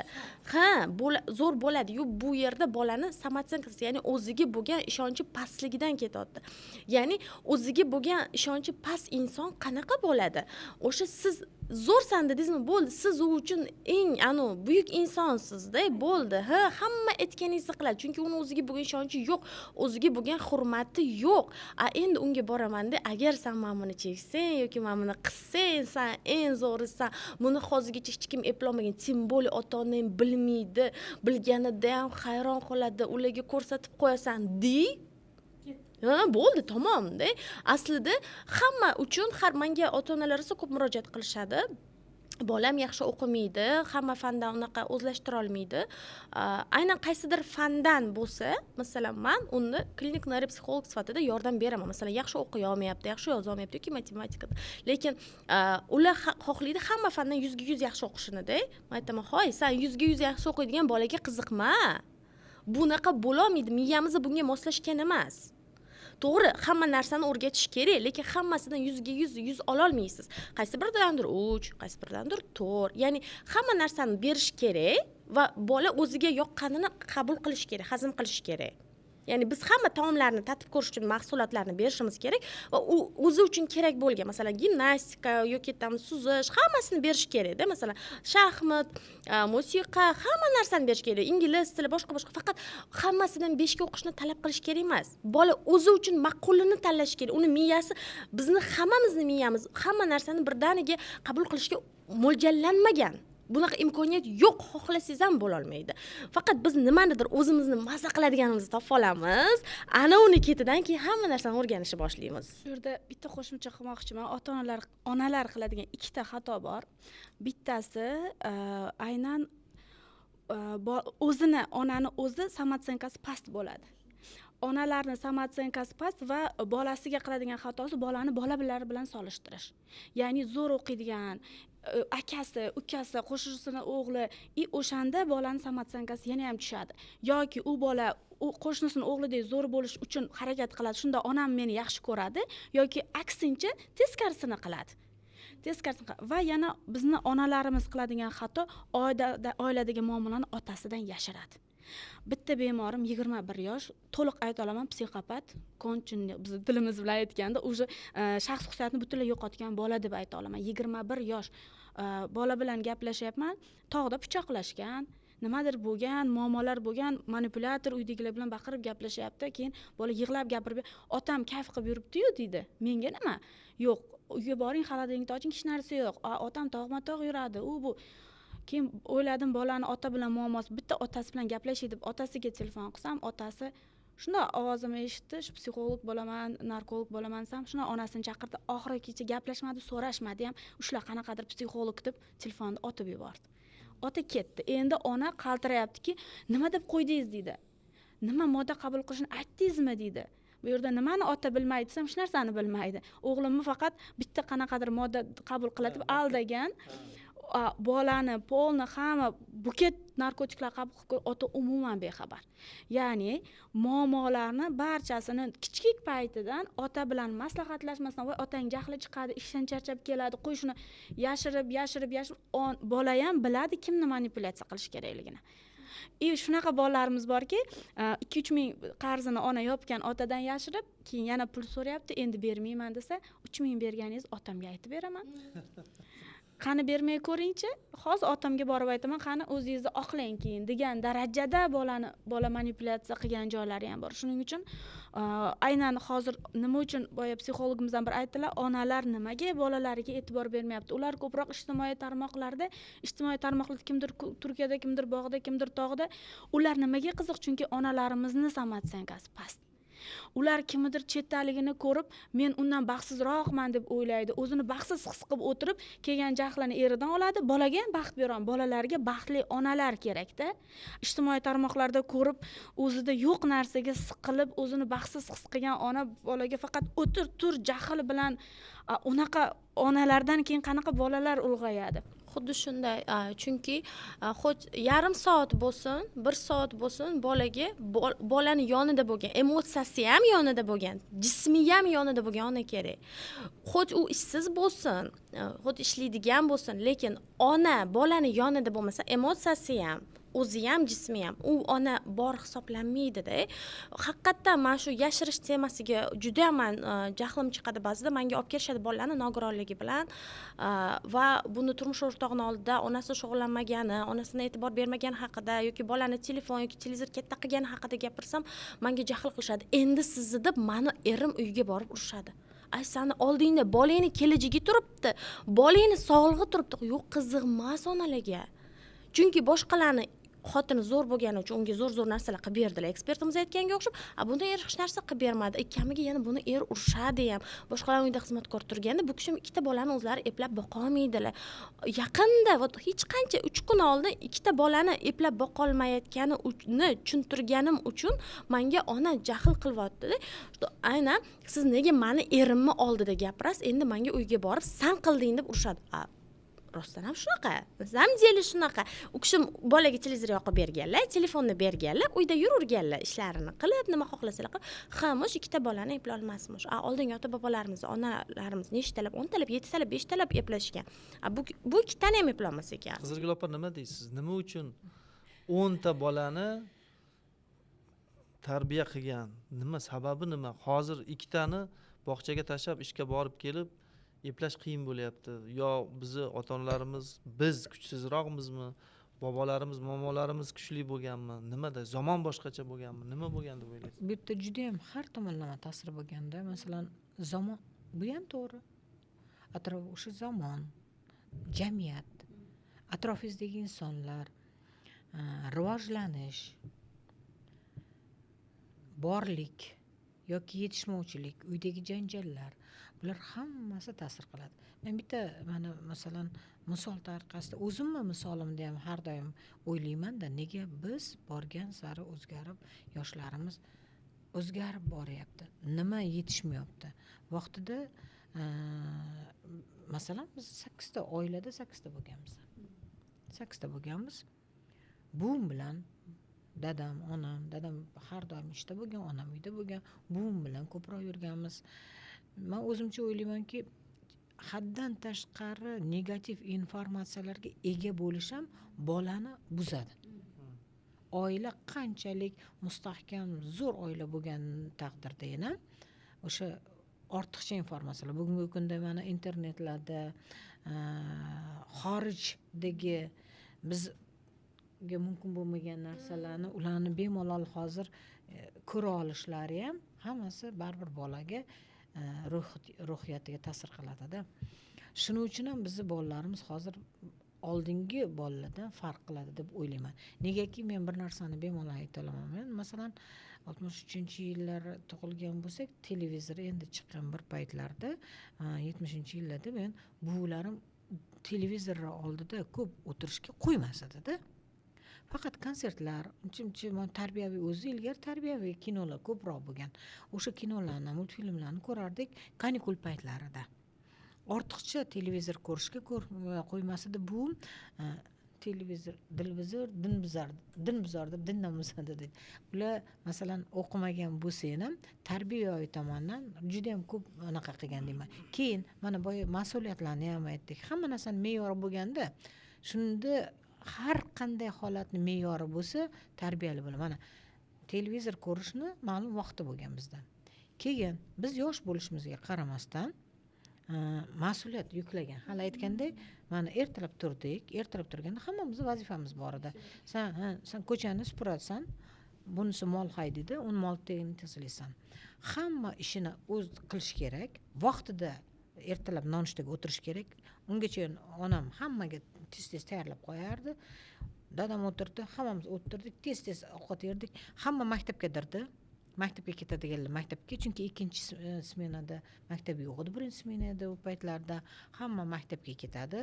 Vaqtida kelgan paytida vaqti belgilangan, obeddan keyin smena yo'q. Kelishimiz kutib turardi. Kelgandan keyin uyda yetarli darajada mehnat faoliyati bo'lgan. Qurt tutganmiz, paxtaga borganmiz, dalaga chiqqanmiz, birgalashib, sen dalaga chiqasan, sen ukangga qarab turgin. Kichkinagina mana bitta narsa, mas'uliyat degan narsada kichkina bo'lsa ham bizga ishonch bildirganda, bilmayman endi bizga men o'zimga hayron qolaman. Men 4-sinfda o'qiyman. Men 4-sinfda o'qisam 11 yosh bo'laman. 11 yosh. Jiyanim 4 yoshli jiyanim kuygan. Shunaqa bir holat bo'lganki, uni olib yotadigan odam yo'q. 4-sinfda kanikulida men kuygan bolani больницада olib yotganman shifoxonada. Men eslayman shu narsani. Menga ishonch bildirilganligini qarang. Qanchalik darajada hammaning o'ziga yarasha ishi bor edi-da. Hamma o'zining ishini qiladi, o'qishini o'qiydi, boshqasini qiladi, uydagilarga ham me'yor mana. Endi bugungi kundachi? Bugungi kunda mana hali aytdingiz, ona uyda mayli ishlamayapti. Me'yor bo'lish kerak. Bolalarni mana hozir men o'zim ham nevaralarim bor. Telefon qo'yib ovqatlantirishdi. U aniq qilishyapti. Bu noto'g'ri narsa. Yana uyda biz ko'proq bo'lsak, bizdan hayiqib turadi haligilarda. Telefonni olib tashlaylar, ovqat paytida telefonni ko'rib, ovqatlanish yaxshilikka olib kelmaydi. Yoki ilgaridan aytilgan ovqat yetgan paytda televizor ko'rmalaring, gazeta o'qimalaring, ovqatni alohida yeysan, hazm qilinishi ham yaxshi bo'ladi deb. Men bolalarimizni shunga eng asosiysi hozir bugungi kunda informatsiya, telefonlardan uzoqlashtirishga kerak. Zamonga yarasha yurishimiz kerak, lekin me'yor bo'lish kerak. Hamma narsa joyida. Hamma joyda me'yor bo'lish kerak-da. Ana shunda biz biron bir anaqaga erisha olamiz. Lekin bugungi kunda salgina xato qilishga ham haqqimiz yo'q-da. Biz darrov keyin qaytarib bo'lmaydigan darajada bo'ladi. Mana hozir aytyapsiz-da, o'sha bolani telefondan, internetdan, yoshlarni uzoqlashtirishimiz kerak. Uzoqlashtiramiz, ha. Lekin joyiga biz nima taklif qilamiz degan masala bor. Biz hadeb bolalarni yo ota-onalarni ham ayblashimiz ham bir tomondan unchalik to'g'ri emas deb o'ylayman-da. Nima uchun? Chunki hozir zamon umuman boshqacha-da. Biz oldin siz bilan bizni bobolarimiz yashagan zamonda mehnat har doim birga bo'lgan. Birga mehnat qilgan, birga tushlik qilgan, birga bozorga chiqqan, kerak bo'lsa birga molga qaragan, sigiri tuqqan bo'lsa birga nima qo'yi bolalagan bo'lsa qo'zini ko'rgan, uloqni ko'rgan, birga yashagan, birga kontakt bo'lgan, bitta jamoa bo'lgan, bitta komanda bo'lgan-da, komandani boshlig'i ota-ona bo'lgan, bular jamoaning a'zolari bo'lgan. Hamma yagona maqsad bo'lgan. Hozirgi zamonda turmush tarzi boshqacha bo'lib ketdi-da. Domda yashaydi. Ana nima deyapti? Mana nima deyapti? Jamoa bo'lishga nima xalaqit beryapti? Qarang. Otani sohasi boshqa, bitta ishga ketadi ertalab, kechqurun keldi. Ota kun bo'yi nimani o'yladi, nimani his qildi, bola bilmaydi. Nimalarga duch keldi? Ona ketdi, yo uyda o'tirdi. Ya'ni oila a'zolari bir-birini yaxshi bilmaydi. Tarbiyasi og'irroq o'smir bilan gaplashsam, men ruhiyatiga kiray deb. Men deydi, ota-onam bilan xuddi kvartirada turgandek turaman. Biz ota oila emas, biz kvartirantmiz. birga kvartirada yashaymiz. Men shunday xulosa qilaman deyapti. Qarang shu Hozirgi- darajada. hozirgi zamonda lekin rostdan ham shunaqa ko'p Bunda joylarda onalar aqlliroq bo'lishi kerak. Otalarda baribir sen erkaksan, kichkina 5 yoshli bola yig'lasa, yig'lama, ko'zing yoshini ko'rsatma deb emotsiyalariga bari zapret bilan katta qilingan. Erkaklarda emotsiyaga zapret ayollardan kuchliroq, u bolaga hammasini ko'rsata olmaydi. Ular birinchi o'sha agressivni shaxsni anaqada ko'rsatishga harakat qiladi. Endi qattiqqo'lroq, avtoritet bo'lgisi keladi. Onalarda kreativnost deydi, fikr zo'r bo'lishi kerak. Ota bilan bolani o'rtasida yashirish emas, ko'prik bo'la olish kerak. Keyin soat masalan 5 ta uyga kelsam, bolalarim yugurib kelib, "Ona telefoningizni bering." "Assalomu alaykum, yaxshi keldingizmi? Sizni sog'indik." emas. "Ona telefoningizni bering." Kim birinchi shu telefonga egalik qilsa. Oddiy haykalchalar, bo'yaladigan haykalchalardan oldimda, qani bor to'xtanglar, telefon emas, mana narsa. Bola telefonga qaragani ham yo'q. Qiziqib haykalchalari bo'yapti. Ertasi kuni bir boshqa bir yasaydigan narsa topib keldim. Boyagi tashab ketmayman, keling deydi, o'tiring deydi. Men bilan qiling deydi. To'g'risi qiynaldim, chunki men uni oldida 2 soat o'tirib yasashga umuman vaqtim yo'q. O'sha ovqat qiladigan payt o'tib ketadi, lekin oshxonada qilamiz, ham qarayman, ham ovqat amalladik, chunki harfma-harf yasash kerak, bolaga o'rgatib qilish kerak, lekin ularga zavq bergan narsa shu yerda onani birga o'tirib, birga yasagani.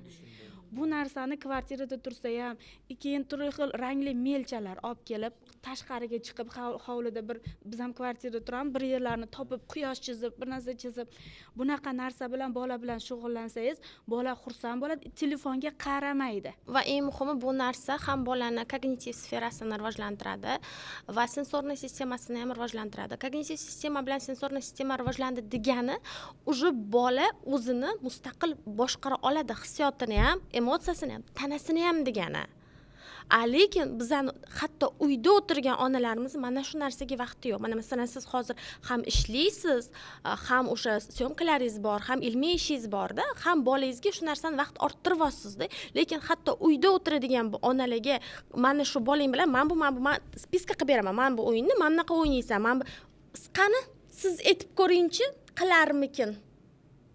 Kechirasan, agar hozir samayan bolangni har kuni olib kelib, pul to'lab anatda shug'ullaning, itak qiladi.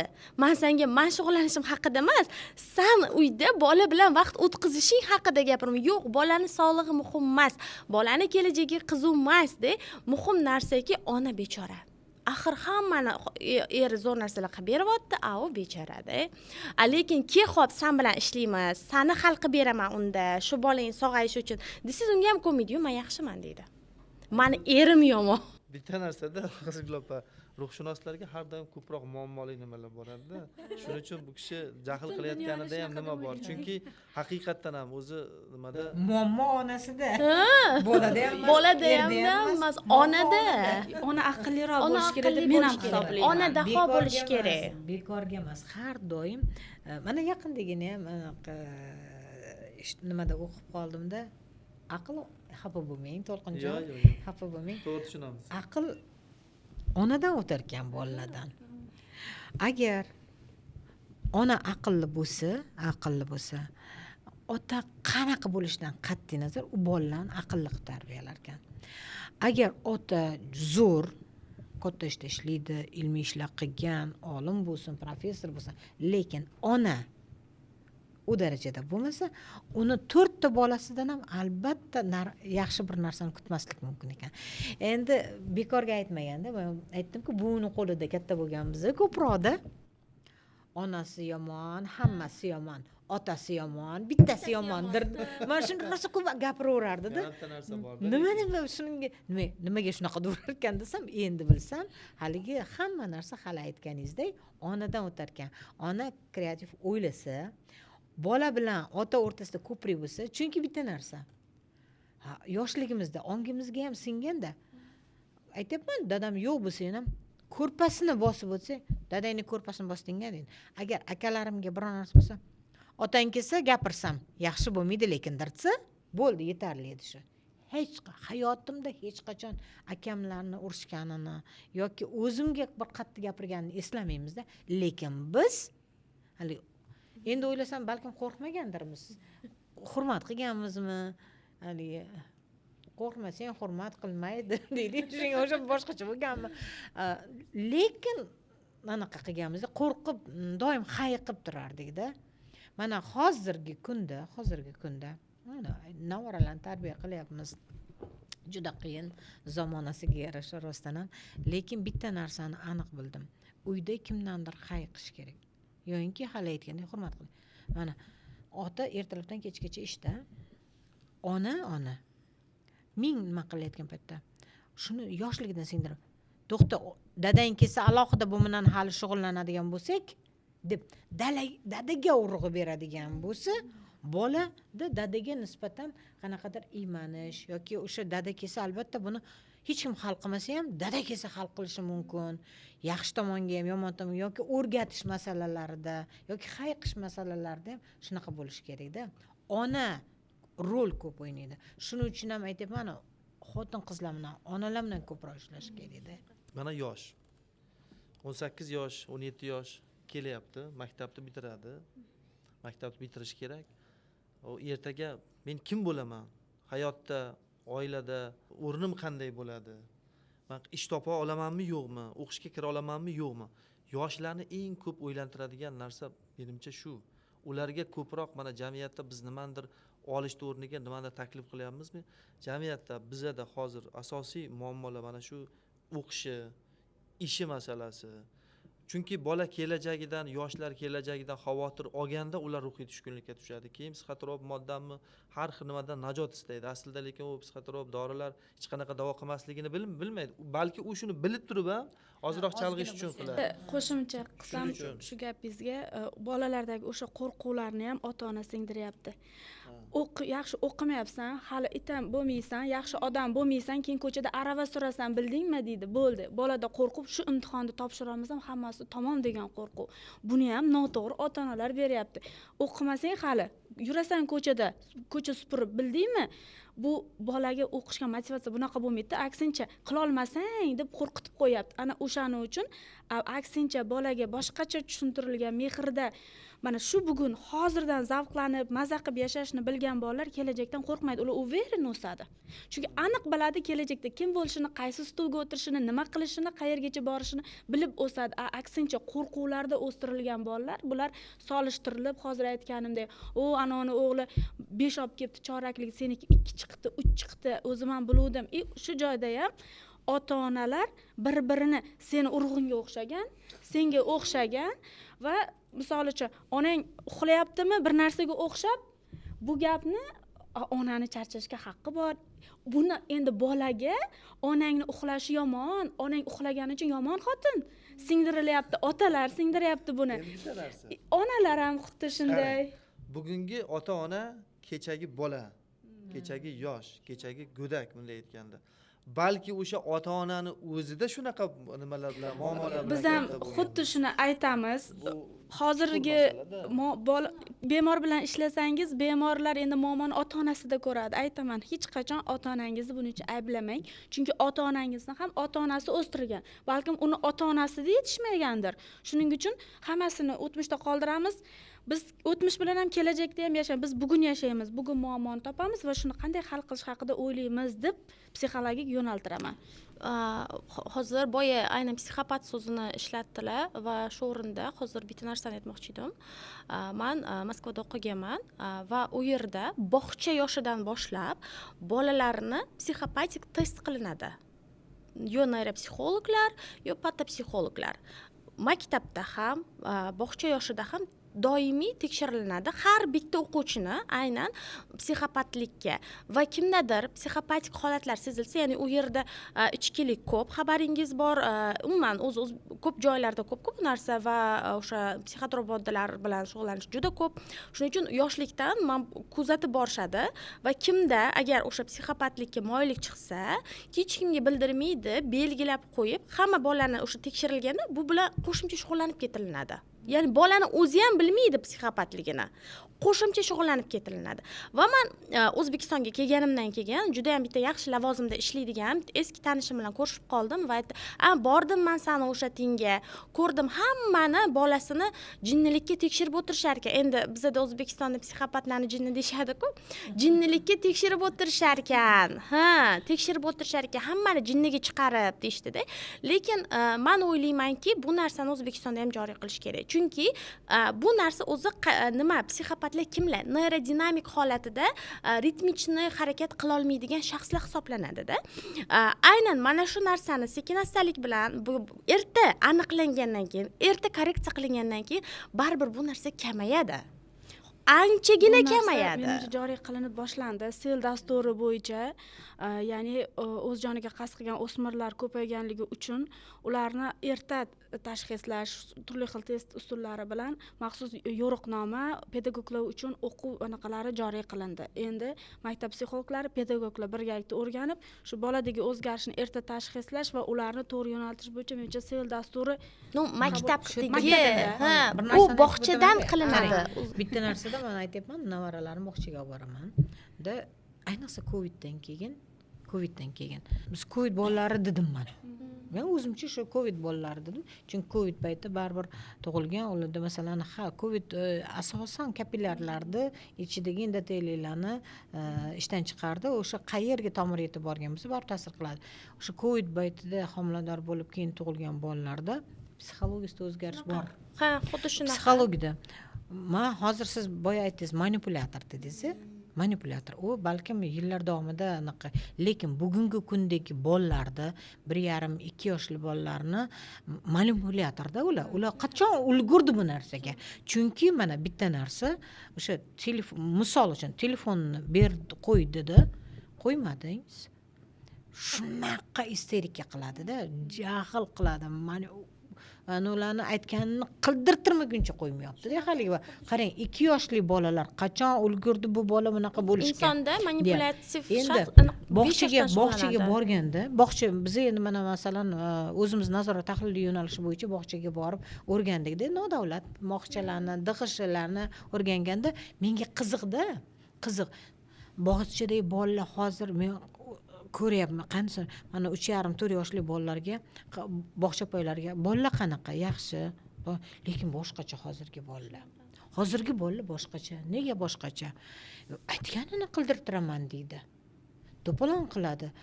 Ular nimasi jahli tez. Jahl qilib nimaga jazavaga tushib ketadi deydi. Mana shu narsalarni biz ko'tarib, to'g'risini aytsam, ko'tardikda biz anaqada qo'mitada, Oliy sog'liqni saqlash qo'mitasida edim, o'shanda gapirdim. Covidni bolalar. Bu bolalarni, bu bolalar bilan ishlash uchun oddiy bog'chalarda oddiy tarbiyachi bo'lmaydi. O'tga qo'shimcha psixolog kerak bo'ladi. Bu endi zamonning talabi bo'lyapti. Psixolog shtatlarini kiritish, bog'chalarda bevosita psixologlar ko'proq shug'ullanishi kerak. Chunki ertaga bu bola psixologik to'g'ri yo'naltirilmasa, ertaga yaxshilikka olib kelmasligi mumkin degan masalalarni ko'tardik-da bu. Bu hamchi siz hali boya aytganingizdek Moskvada o'qidim, o'sha yerda borib deyapsiz. Hozir zamonning talabidan kelib chiqqan holda bu kirib boryapti hozir. Bog'chalarga ham psixolog shtatlarini joriy qilish. Bog'chada psixolog shtat bor, lekin u yerda oylik kam va haftada 1-2 marta kelishadi, lekin aynan nafaqat psixologlar, balki klinik yoki neyropsixologlar yoki patopsixologlarni biriktirilishi kerak. Bog'chaga ham, maktabga ham. Eng asosiysi muammo ko'tarildi. Muammo ko'tarildi, Allohga shukr. Eng asosiysi muammo ko'tarildi. Psixolog shtati hozir yetarli darajada bo'lmasa, aynan yo'nalishi bo'yicha hali aytganday neyropsixolog kerak, asosiysi muammo ko'tarildi. Endi bu muammoni yechimini topish uchun sekin boshqacha qo'shimcha qilmoqchi edim. Psixotrop dori vositalarini qabul qilgan 30 yoshli hozir bemorlarim bo'lsa, 10 yil davomida qabul qilgan, na xotini, na onasi bilmagan. Mana shu kecha kunduz bemor 10 yil davomida har birining 3 tadan farzandi bor. bularni farzandlari ham covid bolalariga o'xshagan davrda yuzaga kelgan bolalar, ular ham koronavirus ham sintetik narkotiklar avj olgan davriga to'g'ri kelyapti. Va siz bilmaymiz, biz jamiyatimizda bilmaymiz qancha inson psixotrop dori vositasi qabul qiladi va ularning qancha farzandlari bor va ularning farzandlarida ham ruhiy buzilishlar bo'ladi. Bolalar juda ham giperaktiv bo'ladi, bitta joyda o'tira olmaydi, diqqati past bo'ladi va bu kabi muammolar ham endi mana yuzaga chiqaveradi. Mana qarangda, har bitta bu psixotrop moddalarni qabul qilish, me'yordan ortiq qabul qilish, o'z bilganicha qabul qilish, bu kasallik deyapmiz. Kasallik bo'lgandan keyin bu kasallikni davolash kerak. Kasallikni davolash uchun nima kerak? Shifoxona kerak. Sizlar endi markazlaring jamiyatdagi shu kasallikni davolash uchun shifoxonasilar. Baribir istaymizmi yo'qmi, zamon shunaqada, zamon shunaqaki, har xil ruhiy masalalar bor, boshqa sabablar bilan bor, muammo lekin bor. Muammo shundaki, psixotrop moddalarni, dorilarni iste'moli kamayishi ehtimoli kam ko'rinyapti. Oshsa oshadiki, to'g'ri kurashishimiz kerak. Ular chegaradan o'tishi, yo iste'mol qilinishi, tarqanishi, saqlanishi, boshqa narsa hammasiga qarshi kurashilish kerak. Buni vazifasi bajar. Lekin reallik shuki, bor shunday bemorlar. Sizlarda imkoniyat qanday shularni davolashga, yordam ko'rsatishga, yo qanday muammolar bor? Muammolarimiz, qanday takliflar bor? Shular bilan o'rtoqlashamiz. Hozirgi kunda murojaat qilgan bemorlarni to'liq qamrab olish imkoniyatiga egamiz, ammo biroz muammoli joylarimiz bular o'smirlar hamda ayollar. Hozirgi kunda aynan ayollar bo'limi yo'q. Butun O'zbekistonda deb o'ylayman, narkologik shifoxonalarimizda ayollar bo'limi mavjud emas. Ruhiy kasalliklar shifoxonasida alohida bo'limlar bor, bizda yo'q. Ya'ni bunda ayollar va erkaklarni bitta bo'limda, ammo alohida xonalarda bo'ladi. Bu juda ko'pchilik ayollarni oila a'zolarini qarshiligiga qo'ying, erkaklik joyiga biz qo'ymaylik deydi. Ba'zan o'rangan ayollarimiz bor. Ularni ham qo'yish xohlashmaydi, ya'ni yaqin qarindoshlari o'rangani uchun qo'yishmaydi va juda ko'pchilik onalarimizni farzandlari bor. Hozir mana 30 yoshli bemorim bo'lsa, 2 yoshli o'g'ilchasi bor. O'g'lini qarashga odam yo'q davolanish uchun. Ayol 6 oy yotish kerak reabilitatsiyada. 6 oy davomida uni bolasiga ota-onalik qiladigan odam yo'q. Akasi o'zini ajratib bo'lmaydi 6 oy davomida. Endi buni onaga yordam kerak. Qani endi imkoniyati bo'lsa, ajratmagan tarzda birga davolanish va bolaga ham stress bo'lmaydigan holatda bir yo'llari bo'lsa-ki, afsuski unaqa bizda imkoniyatlarimiz yo'q. Ona bolalar ajratiladi va bolalarga kimdir qarab turadi. Va agar uni aka-ukalari ham bo'lmasa-chi, umuman qarindoshlar unaqa ayollar demak davolanmasligi kerak. Bundan tashqari bitta narsada, bu o'sha 2 yoshli bolani o'ziga oldindan stress-ku. U bola katta bo'layotgan, baribir 2 yoshli bola ham eslaydi ko'p narsani. Onang davolanishda yotibdi, senga qarab o'tiribdi degan narsa bo'ladi. Mana onam qatta degan paytda onang davolanishda. Bu psixologik ruhiy stress bo'ladi demanda. Bizga aynan gapingiz bo'lib qo'ydim, aynan bugungi kundagi muammolarimizdan to'lqin reabilitatsiya masalasi. Bu har qaysi reabilitatsiya. Bekorga emas, masalan, joylarda ham tibbiyot birlashmalarida ham 5 o'rin qo'shib berilsin, ochilsin reabilitatsiya o'rinlari deyildi-da. Lekin bu o'sha travmatologiya bo'lsin, bu infarktdan keyin yoki insultdan keyingi holat bo'lsin. Lekin mana bugungi kundagi eng yomon tazyiqdan keyin tazyiqqa uchraganlar boshqalarga reabilitatsiya markazlari bor, u yerda ham bor-da, ijtimoiy markazlarda.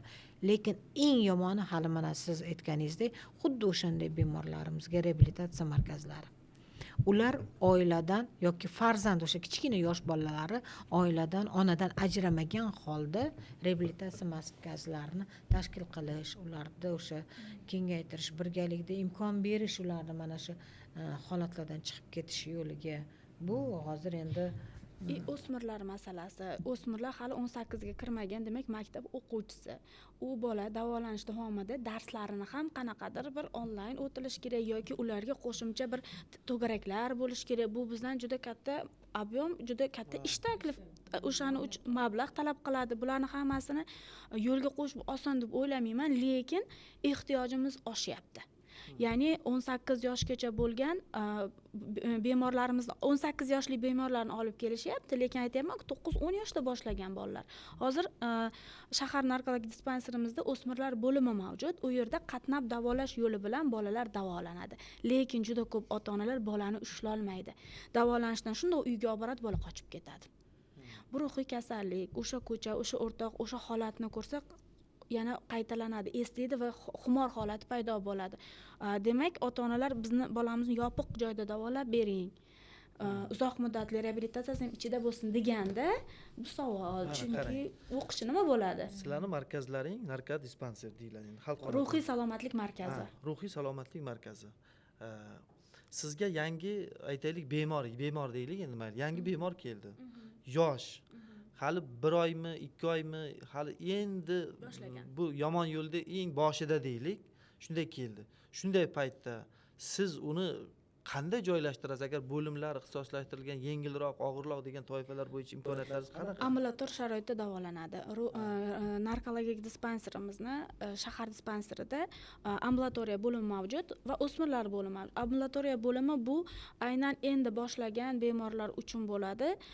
Ular boshqa, ya'ni uzoq yillar davomida qabul qilgan shaxsi o'zgargan bemorlarga qo'shmaslik uchun ularni alohidalab qatnab davolash yo'li bilan davolanadi. Lekin ba'zi bemorlarimizda meni muhitim yaxshi emas, qatnab davolash men uchun xavfli, men yotaman degan holat bo'lsa, unda bo'limlarimiz iloji bo'lsa etajlarni alohidalashga harakat qilamiz, ya'ni ikkita guruhlaymiz, lekin bu ham bo'lim ichki tartibi. Aynan bunaqa guruhlar, bo'limlar yo'q. Aynan yaqinda boshlaganlar uchun, 18 ga to'lmaganlar uchun, ayollar uchun degan yo'q.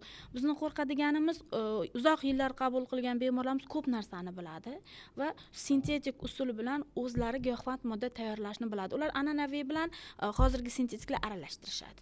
Bu usullarni yoshlarga, bolalarga o'rgatib qo'yishdan qo'rqamiz. Shuning uchun maksimal ularni alohidalashga harakat qilamiz imkon darajasida. Lekin bizni hozirgi muammolarimiz shu bo'limlar sonini oshirish, shunda ancha muammolarimiz kamaygan bo'lardi. Mana shu yerda masala chiqyapti-da. Sog'liqni saqlash tizimida endi biz bilamiz, sog'liqni saqlashda masalan kardiologiya yo'nalishi bo'yicha butun nimada yordam ko'rsatiladi, chunki bu jiddiy kasallik. Lekin mana hozir ko'ryapmizki, psixotrop moddalarni qabul qilishni o'zi ham bu juda katta soha, juda katta yo'nalishga aylanib bo'lgan. Haqiqatda jiddiy, chunki bu yerda nafaqat tibbiy, biologik jihat bor, bu yerda ruhiy masala ham bor. Ruhiy holat ham bor. Shuning uchun men o'ylashimcha, bu Sog'liqni saqlash vazirligiga bu hozir biz qanchalik ham ular ham o'zini ishi bilan band, boshqa muammolar ham ko'p. O'zi oxirgi paytda butun dunyoda odamlarning, fuqarolarning sog'ligi masalasi muammo bo'lyapti, lekin mana shu hozir ko'zga ko'rinayotgan narsa bu katta yo'nalish bo'lib chiqib kelyapti. Ehtimol Qizilopa shuni bir parlament darajasidami yo vazirlikka bir takliflar bildirish darajasidami mana shu bular aytayotgan bo'limlar masalasi, albatta to'g'ri bu katta byudjet talab qiladi, lekin muammo bor ekan, muammoni hal qilish uchun real yondashuv ham kerakda. Shu masalada siz fikringiz bilmoqchi. Hozir mana aytyapmiz, bu global, yildan yilga ko'payyapti. Ustiga ustak o'sha ko'payganda ham bolalarimiz hozir mana 9-10 yoshli bolalarda kelib chiqyapti. Iloji boricha buni yo'qotib oldini olishimiz kerak.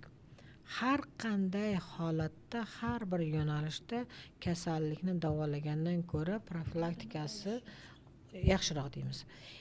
Birinchi navbatda nima qilishimiz kerak? Profilaktikani yaxshilashimiz kerak. Profilaktikani yaxshilash uchun haligi aytgandek ko'p gapiravergan mana ish bo'lmayapti-da ko'p joyda. 7 ta mahalla 7taliklari normal ishlash kerak.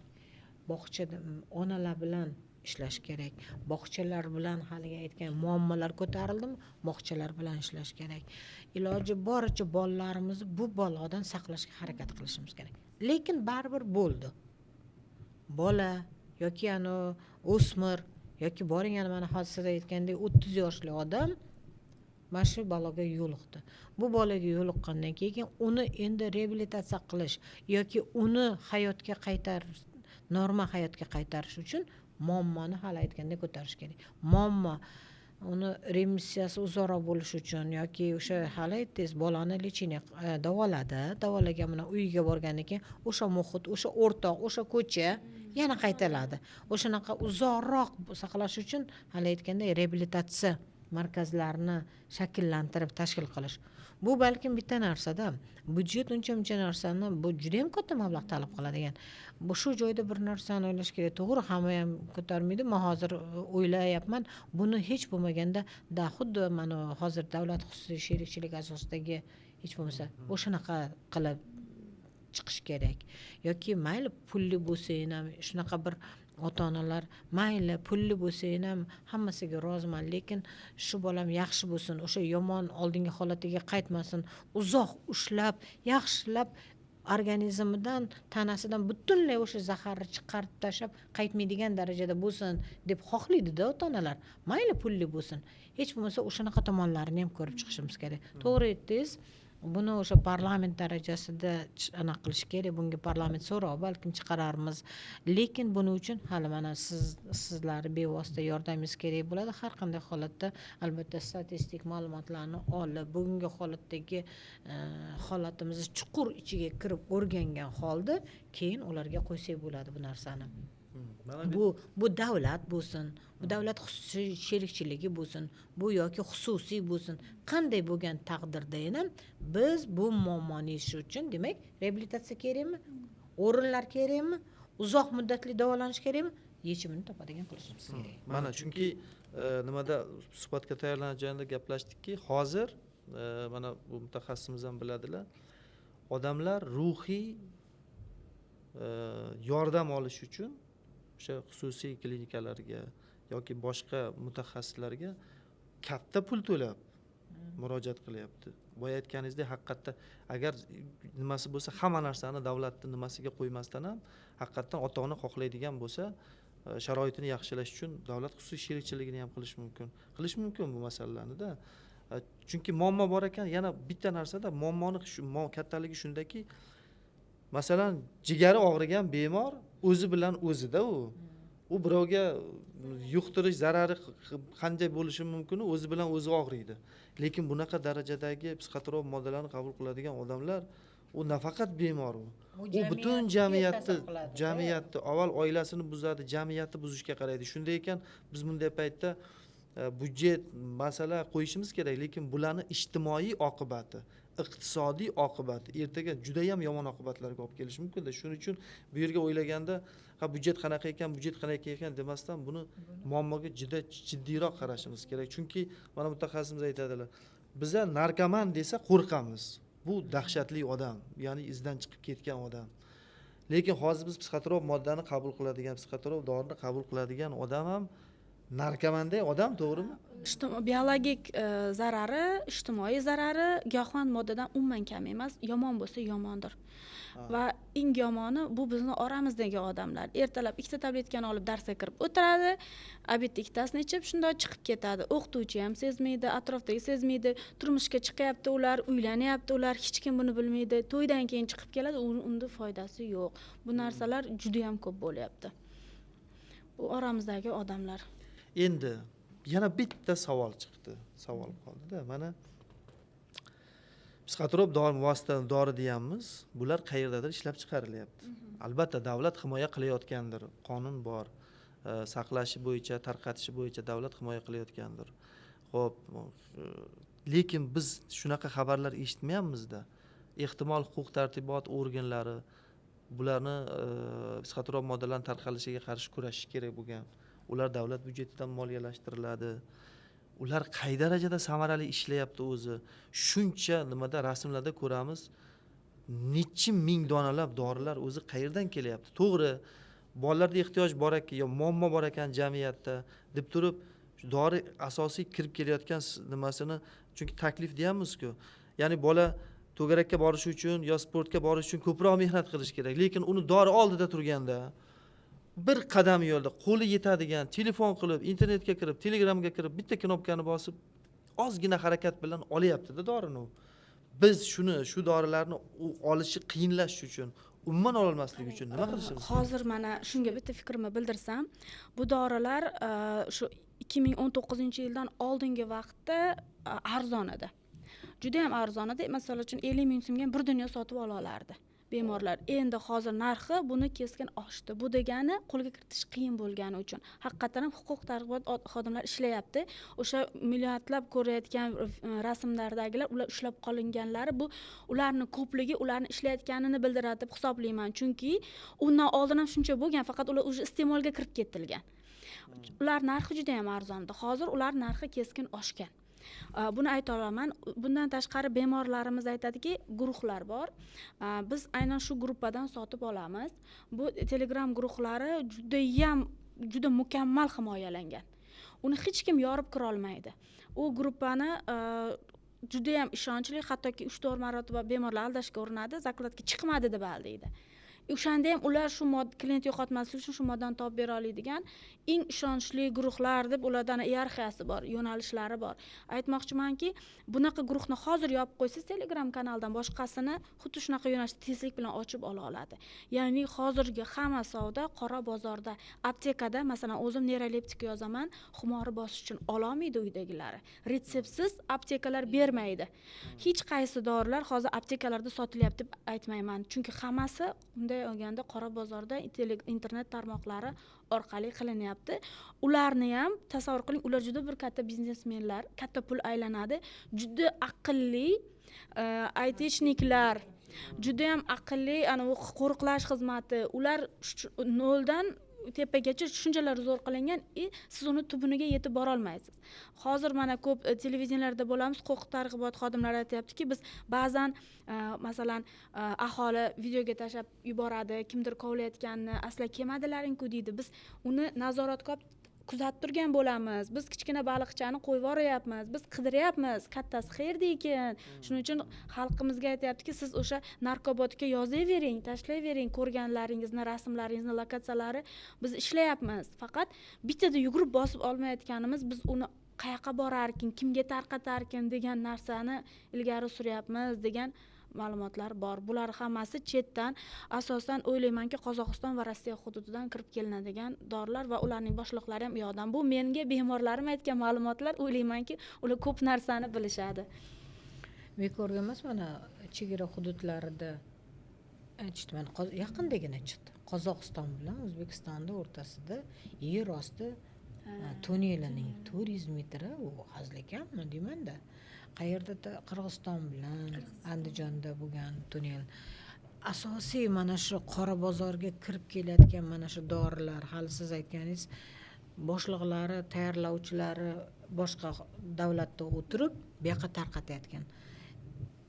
Chegara hudud bojxonalar ham iloji boricha harakat qilgan mana shunaqa yomon yo'llar bilan oqavan suv yo'llari bor, yashirin suv yo'llari bor. Suvni ichiga oqizib yuboradi, bu yoqdan tutib olishadi. Shunaqa Afg'oniston bilan O'zbekiston. Mana Afg'oniston bilan O'zbekistonda men masalan Surxondaryoga borganimizda bitta narsada shuni hayron qolgan edim.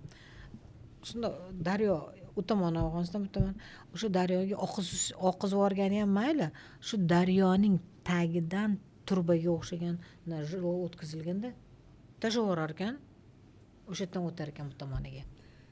Shunaqa holatlari ham bo'lgan ekanda, men hayron qoldim. Nimalar qilmaydi odamlar shunaqa darajada pul ishlash uchun, boshqa qilish uchun demda.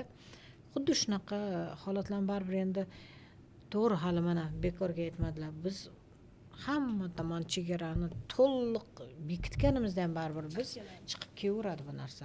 Biz hozir kurashishimiz har bir inson bilan ishlar. Bu yaxshi, bu yomon. Bu yaxshi, bu yomon. Buning yomon ekanligini yoshligidan ongiga singdirib borishimiz kerakda. Ertaga yomon oqibatlarga olib keladi deb. To'g'ri, qiyin. Lekin boshqa ilojimiz yo'q. Shuni qilishimiz kerak. Bu borada hamma o'shaligi, hamma etaplar, bu bog'cha bo'lsin, oila, bog'cha, maktab, o'sha o'smirlik davri bo'lsin, bu o'sha agar kasalga chalingan bo'lsa, reabilitatsionniy o'sha joylar bo'lsin, hammasini tartibga olib, nazoratga olib ishlaydigan bo'lishimiz kerak. Rahmat. Bu bugungi suhbatimizga Qizilgul opamning xulosasi bo'ldi. Endi sizlardan xulosalarni eshitamiz. Xulosam ota-onalarga murojaatim juda katta kuch ota-onada. Chunki oiladan o'sadi. Shuning uchun hozirgi kunda bor kuchingizni berib, katta pul topasiz, ertaga keyin Xudo ko'rsatmasin farzandingizda kasallik bo'lsa, u pulga davolata olmaysiz. Bo'ldi, bola manqurt deymiz. odamlik safidan chiqadigan insonga aylanib qolish xavfi bor. Shuning uchun hozir kamroq pul topib, kamroq kiyim olsak ham ko'proq bolalarga ajratib baxtli ekanligini tushuntirsak, xudo xolsa yaxshi bir farzandni jamiyatga chiqara olamiz degan umiddaman. Aslida bitta bola baxtli bo'lish uchun unga yarim soat, 1 soat vaqt yetadi. Necha yosh bo'lsa ham bemalol ishlayverishsin, uyda o'tirib.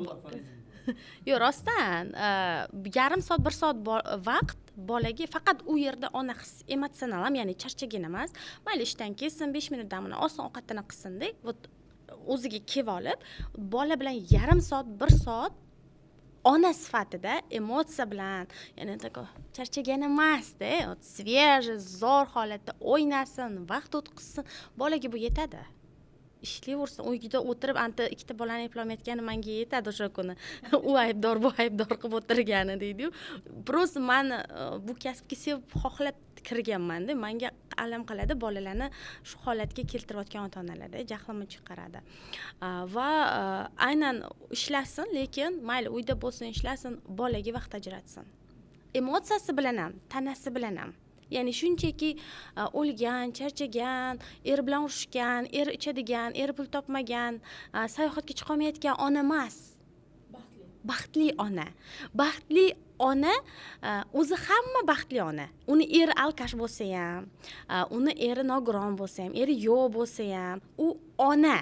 Ona sifatida u baxtli, lekin biz mana shu narsani unutib qo'yamiz. Bizning har xil yuzlarimiz bor. Ayol yuzimiz, rafiqa yuzimiz va ona unutmasligi kerak. U ona ekanini. Bo'ldi. Qolganini uddalaymiz, Xudo xolisa. Rahmat. Endi biz hammamiz bir-birimizga bog'liqmiz. Bittamiz qishloqda yasharmiz, bittamiz shaharda yasharmiz. Bittamizni bolamiz yaxshiroq o'qir, bittamizni bolamiz boshqa sohada yaxshiroqdir. Shunday ekan, mana bu hozirgi kelgan psixotrop moddalar, bu har xil balolar bizni jamiyatimizga bitta sinov. Mana shu sinovdan hammamiz birgalikda o'zimizni zimmamizdagi mas'uliyatimizni bajarib, ota-ona bo'lsak, yaxshi ota-ona bo'lib, agar shifokor bo'lsak yoki yordam ko'rsatadigan boshqa mutaxassis bo'lsak, yaxshi mutaxassis bo'lib, agar bu psixotrop moddalarni tarqalishiga qarshi kurashadigan huquq-tartibot organi xodimi bo'lsak, mana shunga qat'iy kurashib, bu jamiyatda yuzga kelayotgan yana katta muammolarni keltirishi mumkin bo'lgan bu muammoni birgalikda hal qilishimiz kerak. Mana bugun suhbatimizda takliflar ham bildirildi. Muammolarni qanday hal qilishimiz kerakligi bo'yicha takliflar bildirildi. Albatta o'ylaymizki, mutasaddilar bunga e'tiborni qaratishadi. Shuning bilan bugungi suhbatimizni yakunlaymiz. Bizningcha podkastini kuzatishda davom eting. Biz jamiyatimizdagi eng muhim ijtimoiy, iqtisodiy, ma'naviy va boshqa mavzulardagi muammolarni muhokama qilamiz, takliflarimizni, tavsiyalarimizni bildiramiz. E'tiboringiz uchun rahmat, xayr salomat bo'ling.